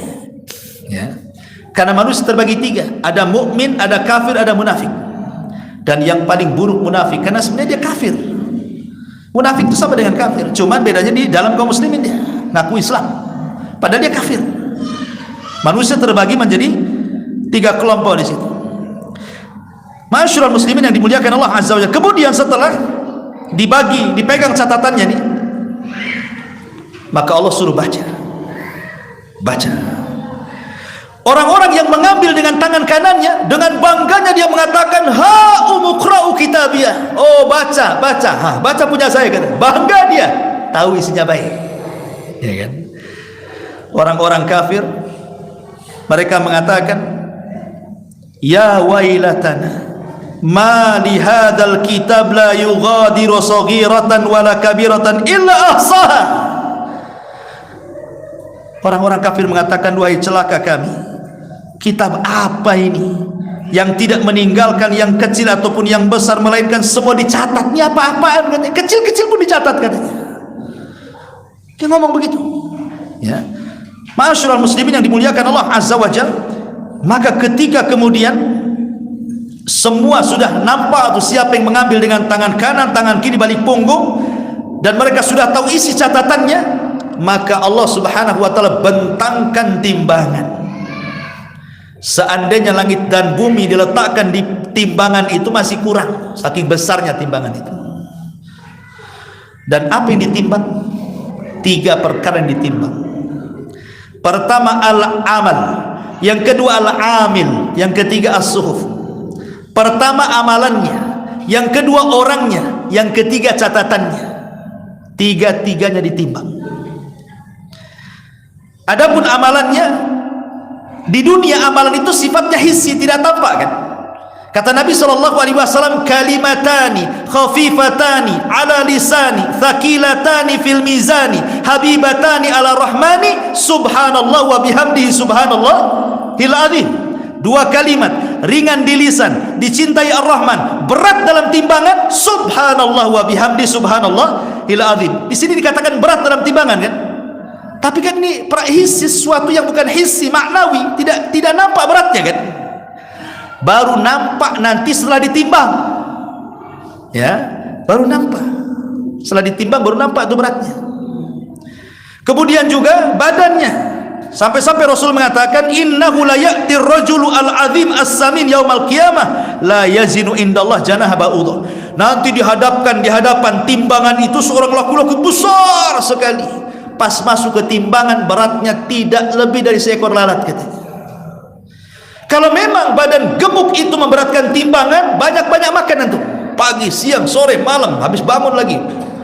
Tapi rupanya bukan itu yang memberatkan timbangan. Yang memberatkan timbangan itu suhuf, catatan itu. Makanya baik-baiklah kita di dunia. Kalau ngomong itu hati-hati, karena semua dicatat. Baik yang ucapan yang mengandung dosa dicatat, baik yang mengandung pahala dicatat, baik yang tidak mengandung dosa dan juga pahala, semua dicatat. Tidak ada satu pun kata-kata sudah dicatat. Semua dicatat. Nggak mungkin malaikat ini luput dari catatannya, sehingga dihadirkan satu orang di hadapan Allah, di tangannya menenteng 99 catatan. Karena Allah mengatakan, hei, bentangkan tuh satu catatanmu. Dibentangkan satu catatan, rupanya sejauh mata memandang. Kalau saya analogikan begini ya, Anda masuk mall, beli semua isi mall, kemudian ke kasir bayar, setruknya itu sejauh mata memandang tuh. Itu belanjaan antum semua tuh. Nah, ibaratnya itu dosa kita tuh semua seumur hidup tuh, baru satu catatan, belum 98-nya dibuka tuh. Itu catatan jelek dia semua, langsung ngedon, kalah mental. Katanya, kata Allah, ada nggak kebaikan bisa menandingi satu catatanmu? Ya Rabb, kalaupun ada kebaikan buat apalah dibandingkan dengan satu keburukan. Ini salah satu catatan ini, padahal 98-nya belum dibuka tuh, baru satu. Ya, udah ketakutan dia. Tapi Allah itu Rahim. Kata Allah Subhanahu wa ta'ala, tidak, kau ini punya amalan. Allah keluarkan bitoko katur sakti, rupanya tulisan la ilaha illallah. Ditimbang pula itu bitoko. Kemudian 99 catatan ditimbang, rupanya kalimat la ilaha illallah. Apa kata Rasul? Tasat bihinna la ilaha illallah. Rupanya la ilaha lebih berat. Ingat, timbangan dunia kalau berat ke bawah, kalau timbangan akhirat kalau berat ke atas. Ya. Kenapa? Karena sorga itu darajat, makin tinggi makin indah, makin tinggi makin indah. Kalau neraka darokat, makin rendah makin jelek, makin busuk, makin menakutkan. Makanya di timbangan di akhir itu berat ke atas. Ya. Kalau dunia ke bawah gitu ya. Masyaallah muslimin yang dimuliakan Allah Azza wa Jalla. Kemudian setelah itu, ketika manusia mengambil catatannya masing-masing, membaca catatan masing-masing, sudah tahu nih di mana orang berkelompok nih. Dari situ Allah Subhanahu wa ta'ala dikumpulkan bersama para nabinya masing-masing. Umat Muhammad, umat Nuh, umat Ibrahim, semua. Disinilah terjadi soalan kepada setiap para nabi. Nuh, kemari. Sudah kau sampaikan risalahku kepada umat. Kata Nabi Nuh, sudah ya Rabb. Hei umat Nuh, kemari. Betul Nuh sudah menyampaikan risalahnya kepada kalian. Kata umatnya Nuh yang kafir, kadzaban Nuh, dusta Nuh ya Rabb. Dia tidak pernah menyampaikan risalah kepada kami. Nuh, lihat, umatmu tidak mengatakan kau menyampaikan risalah. Ada saksi enggak kau menyampaikan risalah? Kata Nuh, ada. Siapa? Muhammad dan umatnya. Maka Allah memanggil Muhammad SAW. Ya Muhammad, kau mau jadi saksi atas Nuh? Kata Rasul, ya. Bukankah jarak kamu dengan Nuh berbeda? Macam mana kau jadi saksi? Kau enggak melihat. Kata Rasul, yang mengatakan Nuh menyampaikan risalah itu bukan aku melihat ya Rabb, tapi engkau sendiri yang mengatakan dalam Al-Quran, kalam yang ku turunkan kepadaku. Rasul membaca surat Nuh. Maka Allah mengatakan, sadaqta, benar engkau, pendusta umatnya itu. Ya. Semua umat Nabi akan ditanyakan dan Nabi akan menjadi saksi. Makanya Rasul suatu ketika ngomong sama Abdullah bin Mas'ud, sini wahai Abdullah bin Mas'ud, iqra alayya al-Quran, tolong bacakan Quran kepadaku. Kata Abdullah bin Mas'ud, ya Rasulullah, a'aqra'u alayka wal Qur'anu unzila ilai, haruskah saya membaca Quran kepadamu? Quran itu turun kepadamu ya Muhammad, ya Rasulullah. Kata Rasul, baca saja. Akhirnya dia pun memilih surat An-Nisa. Ketika sampai kepada ayat fa kaifa idza ji'na min kulli ummatin bi syahid wa ji'na bika ala haula'i syahida. Kata Rasul, hasbuk, hasbuk, cukup, cukup, cukup, katanya. Kenapa? Karena artinya menyinggung dirinya. Fa kaifa, bagaimana jika kami datangkan setiap umat itu saksi dan engkau jadi saksi bagi mereka? Rasul akan jadi saksi bagi setiap nabi dan umatnya. Maka Rasul menangis ketika itu, sampai Abdullah bin Mas'ud mengatakan, aku melihat matanya mencucurkan air mata dan membasahi janggutnya. Maka dia pun diam. Ya. Ma'asyiral muslimin yang dimuliakan, lah ketika semua berkumpul bersama para nabinya, maka ketika itulah Allah memerintahkan manusia dipecah. Karena dia berkumpul bersama para nabi, masing-masing umat, mau yang kafir mau yang mukmin. Sekarang Allah meminta kepada semua umat para nabi digolongkan sesuai dengan golongannya. Pemakan riba, sini, kumpul di sini semua, gitu ya. Hei orang-orang zalim, kumpul di sini semua. Hei orang-orang yang kufur, kufur. Hei orang-orang musyrik, kufur di sini. Hei yang nyembah ular, sama sana. Nyembah sapi di sana. Semua dikumpulkan sesuai dengan golongannya masing-masing. Adapun orang-orang yang beriman, tidak ada yang disembah kecuali Allah, maka dikumpulkan bersama orang-orang yang beriman. Adapun yang menyembah selain Allah dikumpulkan bersama berhala yang disembahnya. Kalau di dunia nyembah batu, dikumpulkan dengan batu yang disembahnya. Kecuali kalau yang disembahnya manusia dan tidak redha, seperti Isa itu disembah, tapi kan dia tidak redha, bukan togut namanya. Orang-orang yang beriman didiamkan. Maka ketika semua ikut sesembahannya, Allah pun datang kepada orang-orang yang menyembahnya dan ingin menampakkan dirinya dengan cara apa? Membuka betisnya. Yauma yakshifus an saqin wa yud'auna ila sujudi wa fala yastati'un. Ketika Allah singkapkan betisnya, semua orang-orang baik, orang soleh sujud semuanya, kecuali orang munafik. Kenapa orang munafik dikumpulkan bersama orang yang beriman? Karena dia ngaku beriman masalahnya. Dia kan tidak menyembah berhala, makanya dikumpulkan bersama orang yang beriman. Ketika semua orang yang beriman betul-betul beriman sujud, orang munafik ketika sujud terjengkang ke belakang. Fala yastati'un, kata Allah. Mereka tidak bisa sujud. Berusaha mau sujud, terjengkang lagi ke belakang. Menunjukkan bahwa mereka bukan menyembah Allah secara murni, makanya tidak pernah bisa sujud. Ma'asyiral muslimin yang dimuliakan Allah Azza wa Jalla. Kemudian setelah itu tiba-tiba langit digelapkan, segelap-gelapnya, nggak ada cahaya lagi, gelap segelap-gelapnya. Ketika langit itu gelap segelap-gelapnya, maka tiba-tiba Allah Subhanahu wa taala mendatangkan Jahannam. Waji'a bi Jahannam yauma idzin. Pada hari itu Allah datangkan Jahannam, di mana Jahannam ini memiliki 70.000 tali kekang. Setiap satu tali kekang digeret oleh 70.000 malaikat. Dihadapkan di hadapan manusia. Jahannam dihadapkan di hadapan manusia.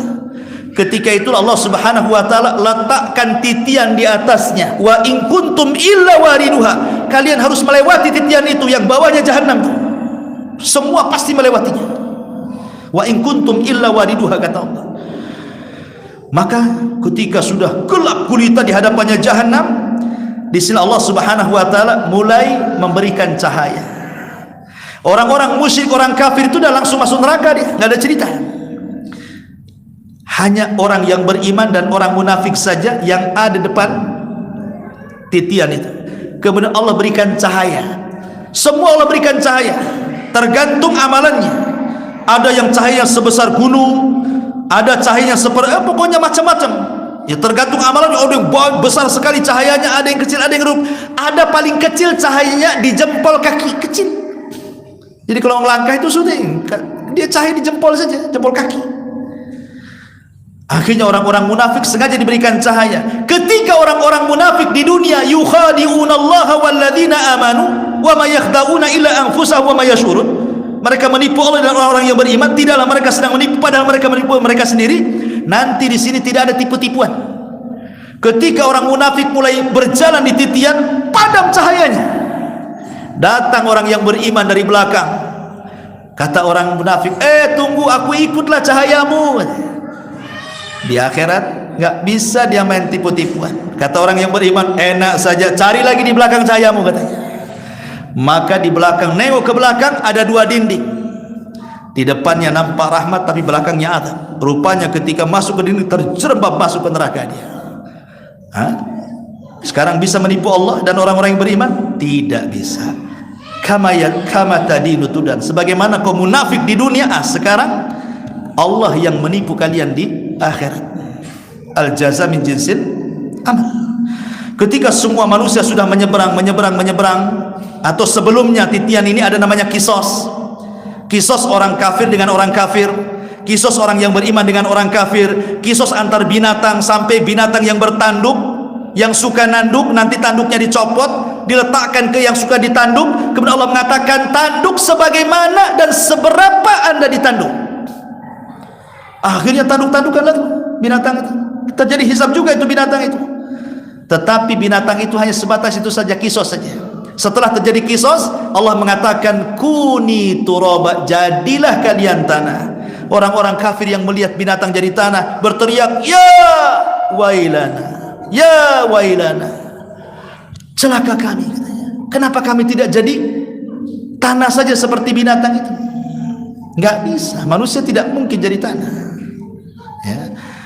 Kemudian orang-orang yang beriman berhasil tuh, yang pertama menyeberangi Rasulullah, kemudian umat Islam, walaupun terakhir tapi yang pertama menyeberangi, baru umat-umat sebelumnya. Rasul setiap ada yang menyeberang, dia ngomong, karena ketika itu tidak ada yang bicara kecuali Nabi.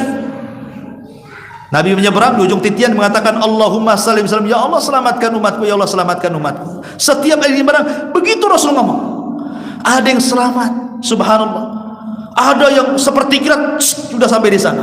ada yang seperti kuda balap sampai di sana, ada yang berlari kencang, ada yang subhanallah, ada yang nggak bisa jalan, jatuh, naik jatuh, ada yang masuk ke jahanam, naudzubillah. Yang kalau dia jatuh ke jahanam tuh dari titian itu 70 tahun baru sampai di dasar jahanam tuh. Baru setelah di ujung titian selesai sampai di sini, tidak ada namanya kontoroh. Kontoroh inilah namanya kisos antar orang yang beriman. Padahal depannya sorga tuh masih ada kisos lagi di situ. Inilah yang diisyaratkan dalam hadis Nabi SAW. Atadruna mal muflisu hadil ummah, tahukah kamu siapa yang bangkrut dari umat ini? Sahabat mengatakan, ya yang bangkrut itu yang nggak punya uang, yang gulung tikar, usahanya nggak bentang-bentangan itu ya. Nah, itulah orang yang bangkrut. Kata Rasul, bukan itu. Orang yang bangkrut itu bawa pahala sholat, zakat, puasa, haji, macam-macam ibadah, satu sisi pernah mencaci maki, pernah membunuh, pernah mengambil harta, pernah memukul, macam-macam. Nanti orang yang zalim dan yang dizalimi ketemu, enak aja kau masuk surga, dulu kau utang tak bayar ya, sekarang mana pahalamu? Diambil pahalanya.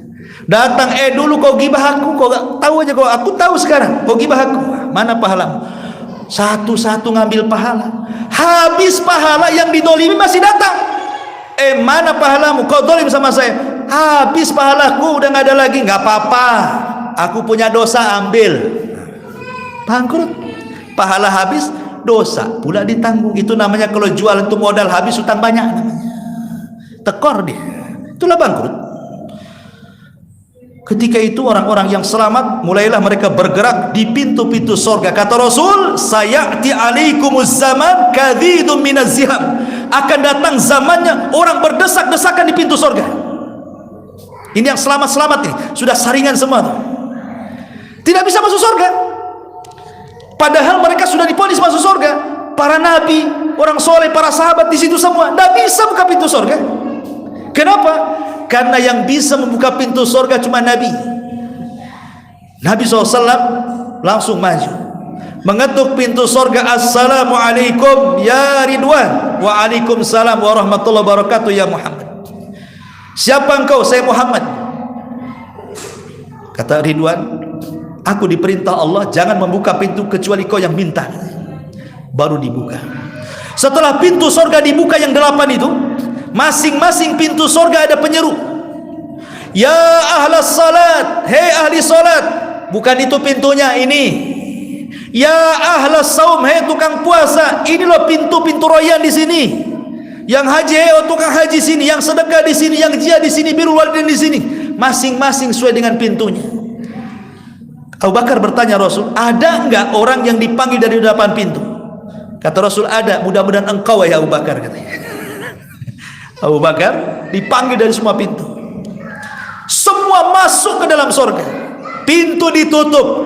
Tapi ada orang-orang di neraka yang punya separuh sebiji darah dalam keimanan. Itulah orang yang dapat syafaat terakhir. Kalaupun sudah tidak ada syafaat, berarti rahmat Allah, diselamatkan. Dialah orang yang terakhir keluar dari neraka, terakhir pula masuk sorga. Pintu dah ditutup, keluar dari neraka dia sudah jadi debu, abu, dilempar ke Nahrul Hayah, air kehidupan yang tumbuh seperti kacang tumbuh. Dia pun lari dari neraka. Dari kejauhan nampaklah ada pohon, ada mata air. Dia sudah nggak sanggup jalan lagi. Dia mengatakan, ya Rabb, dekatkan akulah ke pohon itu, katanya. Ada yang lain, enggak. Kata Allah, kalau ku dekatkan, kau janji tidak akan minta. Tidak ya Rabb, asal kau dekatkan ke pohon itu, katanya. Didekatkan ke pohon itu, makan buah-buahan lezat. Di neraka nggak pernah zakum aja dia makan. Rupanya ada pohon yang lebih besar lagi, rindang lagi, buahnya banyak lagi. Dia bilang, ya Rabb, tolonglah ke pohon itu lagi.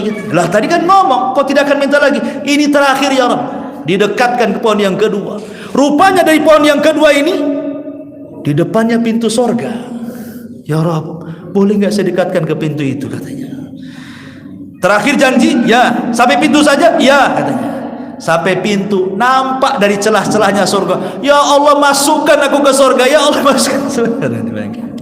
Orang ini, Allah mengatakan, ya fulan, seandainya aku beri engkau kerajaan seperti kerajaan dunia, mau enggak? Kau hayalkan, kira-kira apa yang kau mau? Akhirnya dihayalkan sampai puncak hayalan.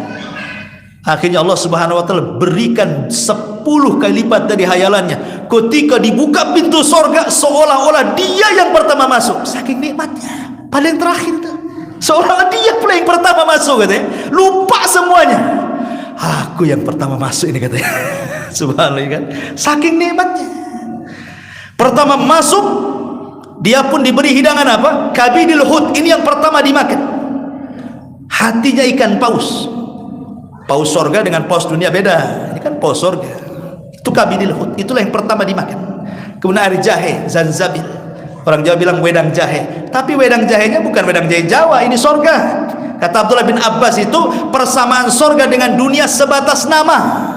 Hakikatnya tidak bisa dibayangkan. A'dadtu li ibadis salihin ma la ainun ra'at wala udhun samiat wala khatar ala qalbi basar, kata Rasul.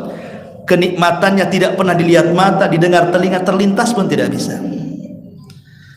Masuk ke dalam surga, dan dia hafal di mana rumahnya melebihi rumahnya di dunia. Tidak perlu mana rumah saya tanya ke malaikat, enggak, dia lebih hafal di mana rumahnya. Subhanallah, langsung dia menuju rumah. Disitulah dia melihat istana dia terbuat dari emas, bidadari yang banyak, dayang-dayang, macam-macam kenikmatan sorga itu. Sungai dengan madunya, dengan susunya, dengan khomernya, dengan air jernihnya, macam-macam. Bahkan di sorga itu kita bisa terbang, karena tidak ada lagi hubungan antara bumi dengan kita. Kalau di bumi itu ada namanya gravitasi bumi, makanya kita sulit untuk terbang kan, karena disedot sama bumi. Di akhirat nggak ada lagi hubungan dengan bumi, nggak ada gravitasi, nggak ada lagi. Orang bisa terbang di sana, karena hewan-hewan tuh terbang semua, nggak ada binatang melata. Makanya Allah bahasakan daging itu sebagai lahmi tair. Tair itu artinya burung. Jadi semua diistilahkan terbang. Kambing terbang, unta terbang, semua terbang. Antum aja terbang. Bukan Superman saja, kita pun terbang di surga. Ya. Superman pun tidak bisa terbang, itu khayalan saja, film. Tapi ini betulan terbang. Makanya nanti di surga itu ada satu rumah kaca yang dari luar tampak dan dari dalam tampak. Sahabat bertanya, apakah itu untuk para nabi Rasul?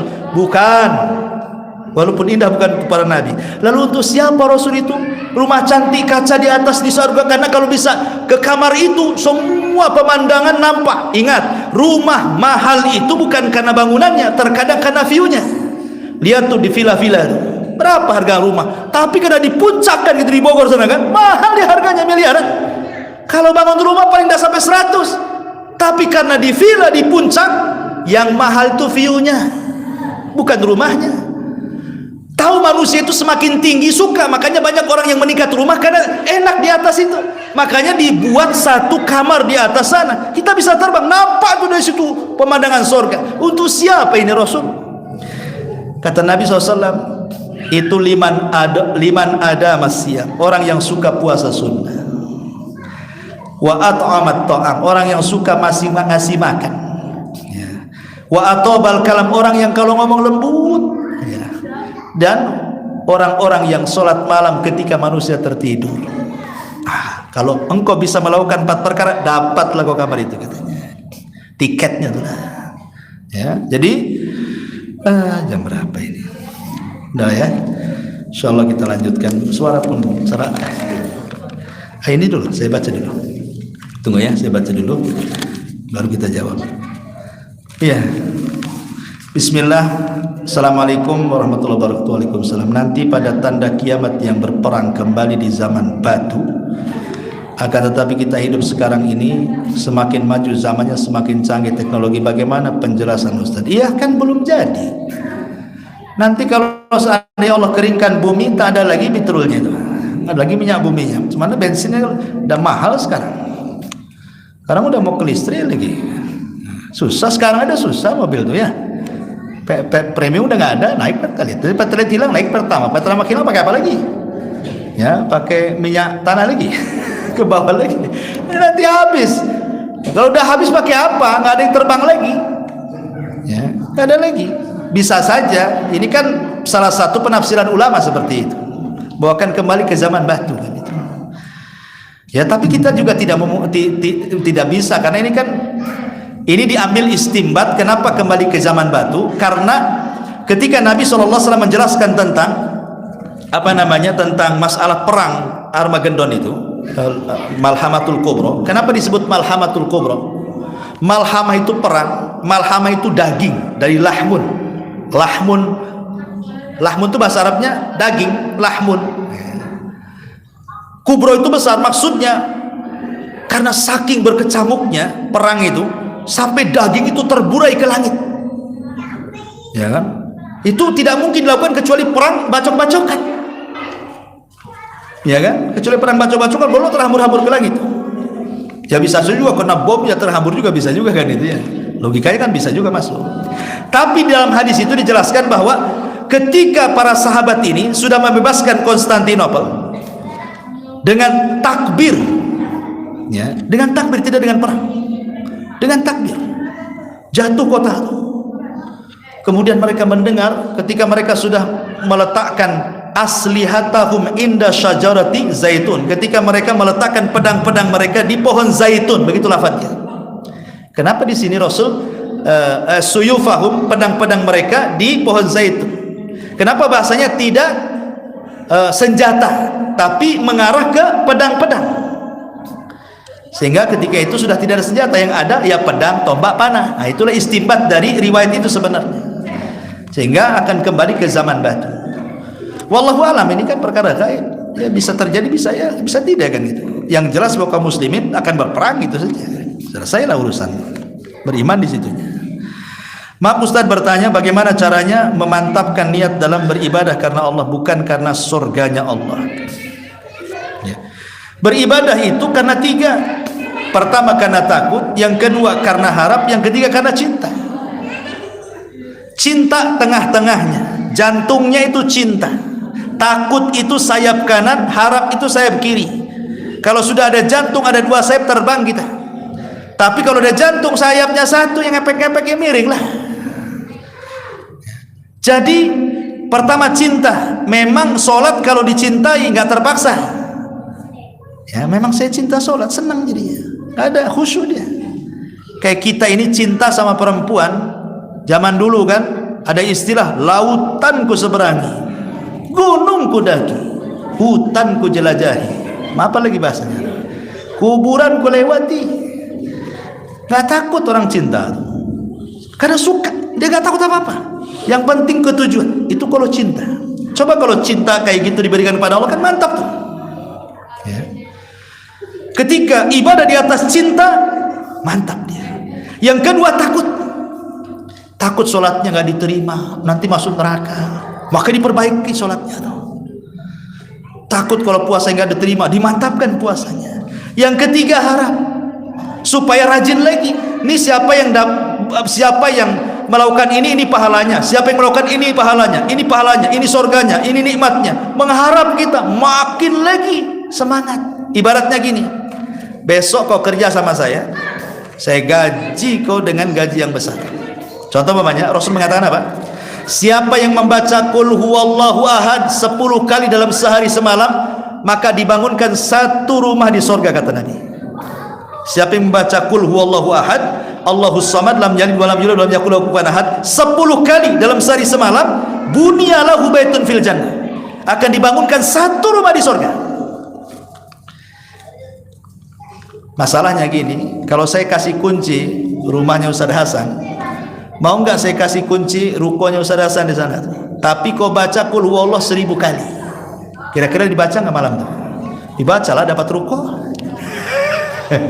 Pertanyaannya, ruko dengan rumah di sorga itu bagus mana?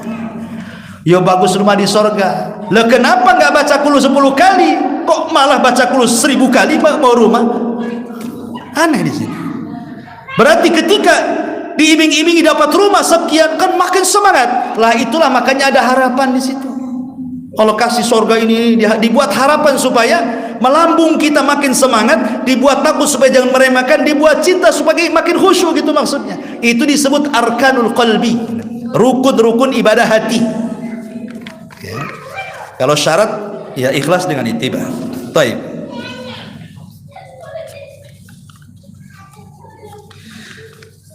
Bagaimana nasib ahli bid'ah yang menyelisih sunnah Nabi? Apakah mereka masih termasuk golongan umat Nabi? Apakah mereka bisa minum dari telaga Nabi SAW? Bagaimana jika orang tua anak? Apakah bisa memberi syafaat? Ya, pembahasannya di hari Rabu. Ya. Cerita bid'ah nanti dari Rabu. Terakhir kita tutup dengan pembahasan bid'ah. Iya. Taib. Allah ceritakan mereka, Allah tidurkan mereka. Iya. Tanya saya, kenapa Allah tidak menceritakan azab mereka dalam kubur? Iya. Saya tadi tidak menceritakan azab, saya langsung lewat. Begini ya, tolong. Azab kubur itu, ingat, peristiwa kubur itu ada 4. Satu, dhaqtatul qabri, himpitan kubur. Tidak ada yang selamat. Mau mukmin, mau kafir, mau anak kecil, mau dewasa, semua kena. Sampai ketika Sa'ad ibn Mu'ad yang satu kabilah Aus diislamkan, dia meninggal. Sampai arsy Allah bergetar, 70.000 malaikat ikut mengiringi jenazahnya itu. Kata Rasul, kalaulah ada orang yang selamat dari himpitan kubur, Sa'adlah orangnya, tapi dia pun tak selamat. Ada bayi lagi mati. Kata Rasul, kalaulah ada yang selamat dari himpitan kubur, tentu bayi yang tak berdosa ini dia selamat dari himpitan, dia pun tak selamat. Tapi beda himpitan orang mukmin dan kafir. Kalau himpitan orang-orang yang beriman seperti seorang ibu memeluk anaknya. Dihimpit itu maksudnya dipeluk, kasih sayang. Karena kita dari tanah balik ke tanah, seolah-olah tanah itu jadi ibu kita. Ketika menghimpit kita seolah memeluk kita. Tapi kalau orang kafir yang dihimpit, retak semua tulangnya, retak semua persendiannya, menjerit, tidak ada yang mendengar tidak ada yang mendengar jin dan manusia kecuali binatang dan makhluk lain mendengarnya. Ini satu. Yang kedua, fitnah kubur. Pertanyaan, man rabbuk wa man nabiyuk wa madinuk? Siapa yang selamat? Nikmat kubur. Peristiwa ketiga. Siapa yang tidak selamat? Azab kubur. Pertanyaannya, azab kubur ini munqati atau mustamir? Nah, di sini jawabannya. Apakah azab kubur itu munqati, terputus, ataukah terus sampai kiamat? Ya. Ada yang mengatakan munqati dengan ditiupkannya sangkakala. Terhenti azab kubur di sini. Sehingga manusia berhenti. Orang-orang kafir yang diazab itu terhenti, mereka ditidurkan sampai ketiupan yang kedua. Berapa waktunya? 40. Yang tadi kata Abu Hurairah tidak tahu 40 tahunkah, 40 bulankah, 40 tidak tahu. Yang penting mereka terhenti, tidak ada azab lagi. Sehingga mereka sudah merasa ditidurkan, tidak akan dibangunkan lagi. Tiba-tiba baru saja mereka tertidur seolah-olah sudah lepas dari azab kubur, tertiup pula sangkakala kedua. Makanya ngomong, ya wailana man ba'atsana mim marqadina. Celaka, siapa yang membangunkan ini? Kami udah ada anak tidur gitu. Bisa dipahami? Baik. Ya. Ya, sekira cukup. Subhanallah hamdika, asyhadu an la ilaha illa anta astaghfiruka wa atubu ilaik. Allahu ta'ala. Assalamualaikum warahmatullahi wabarakatuh.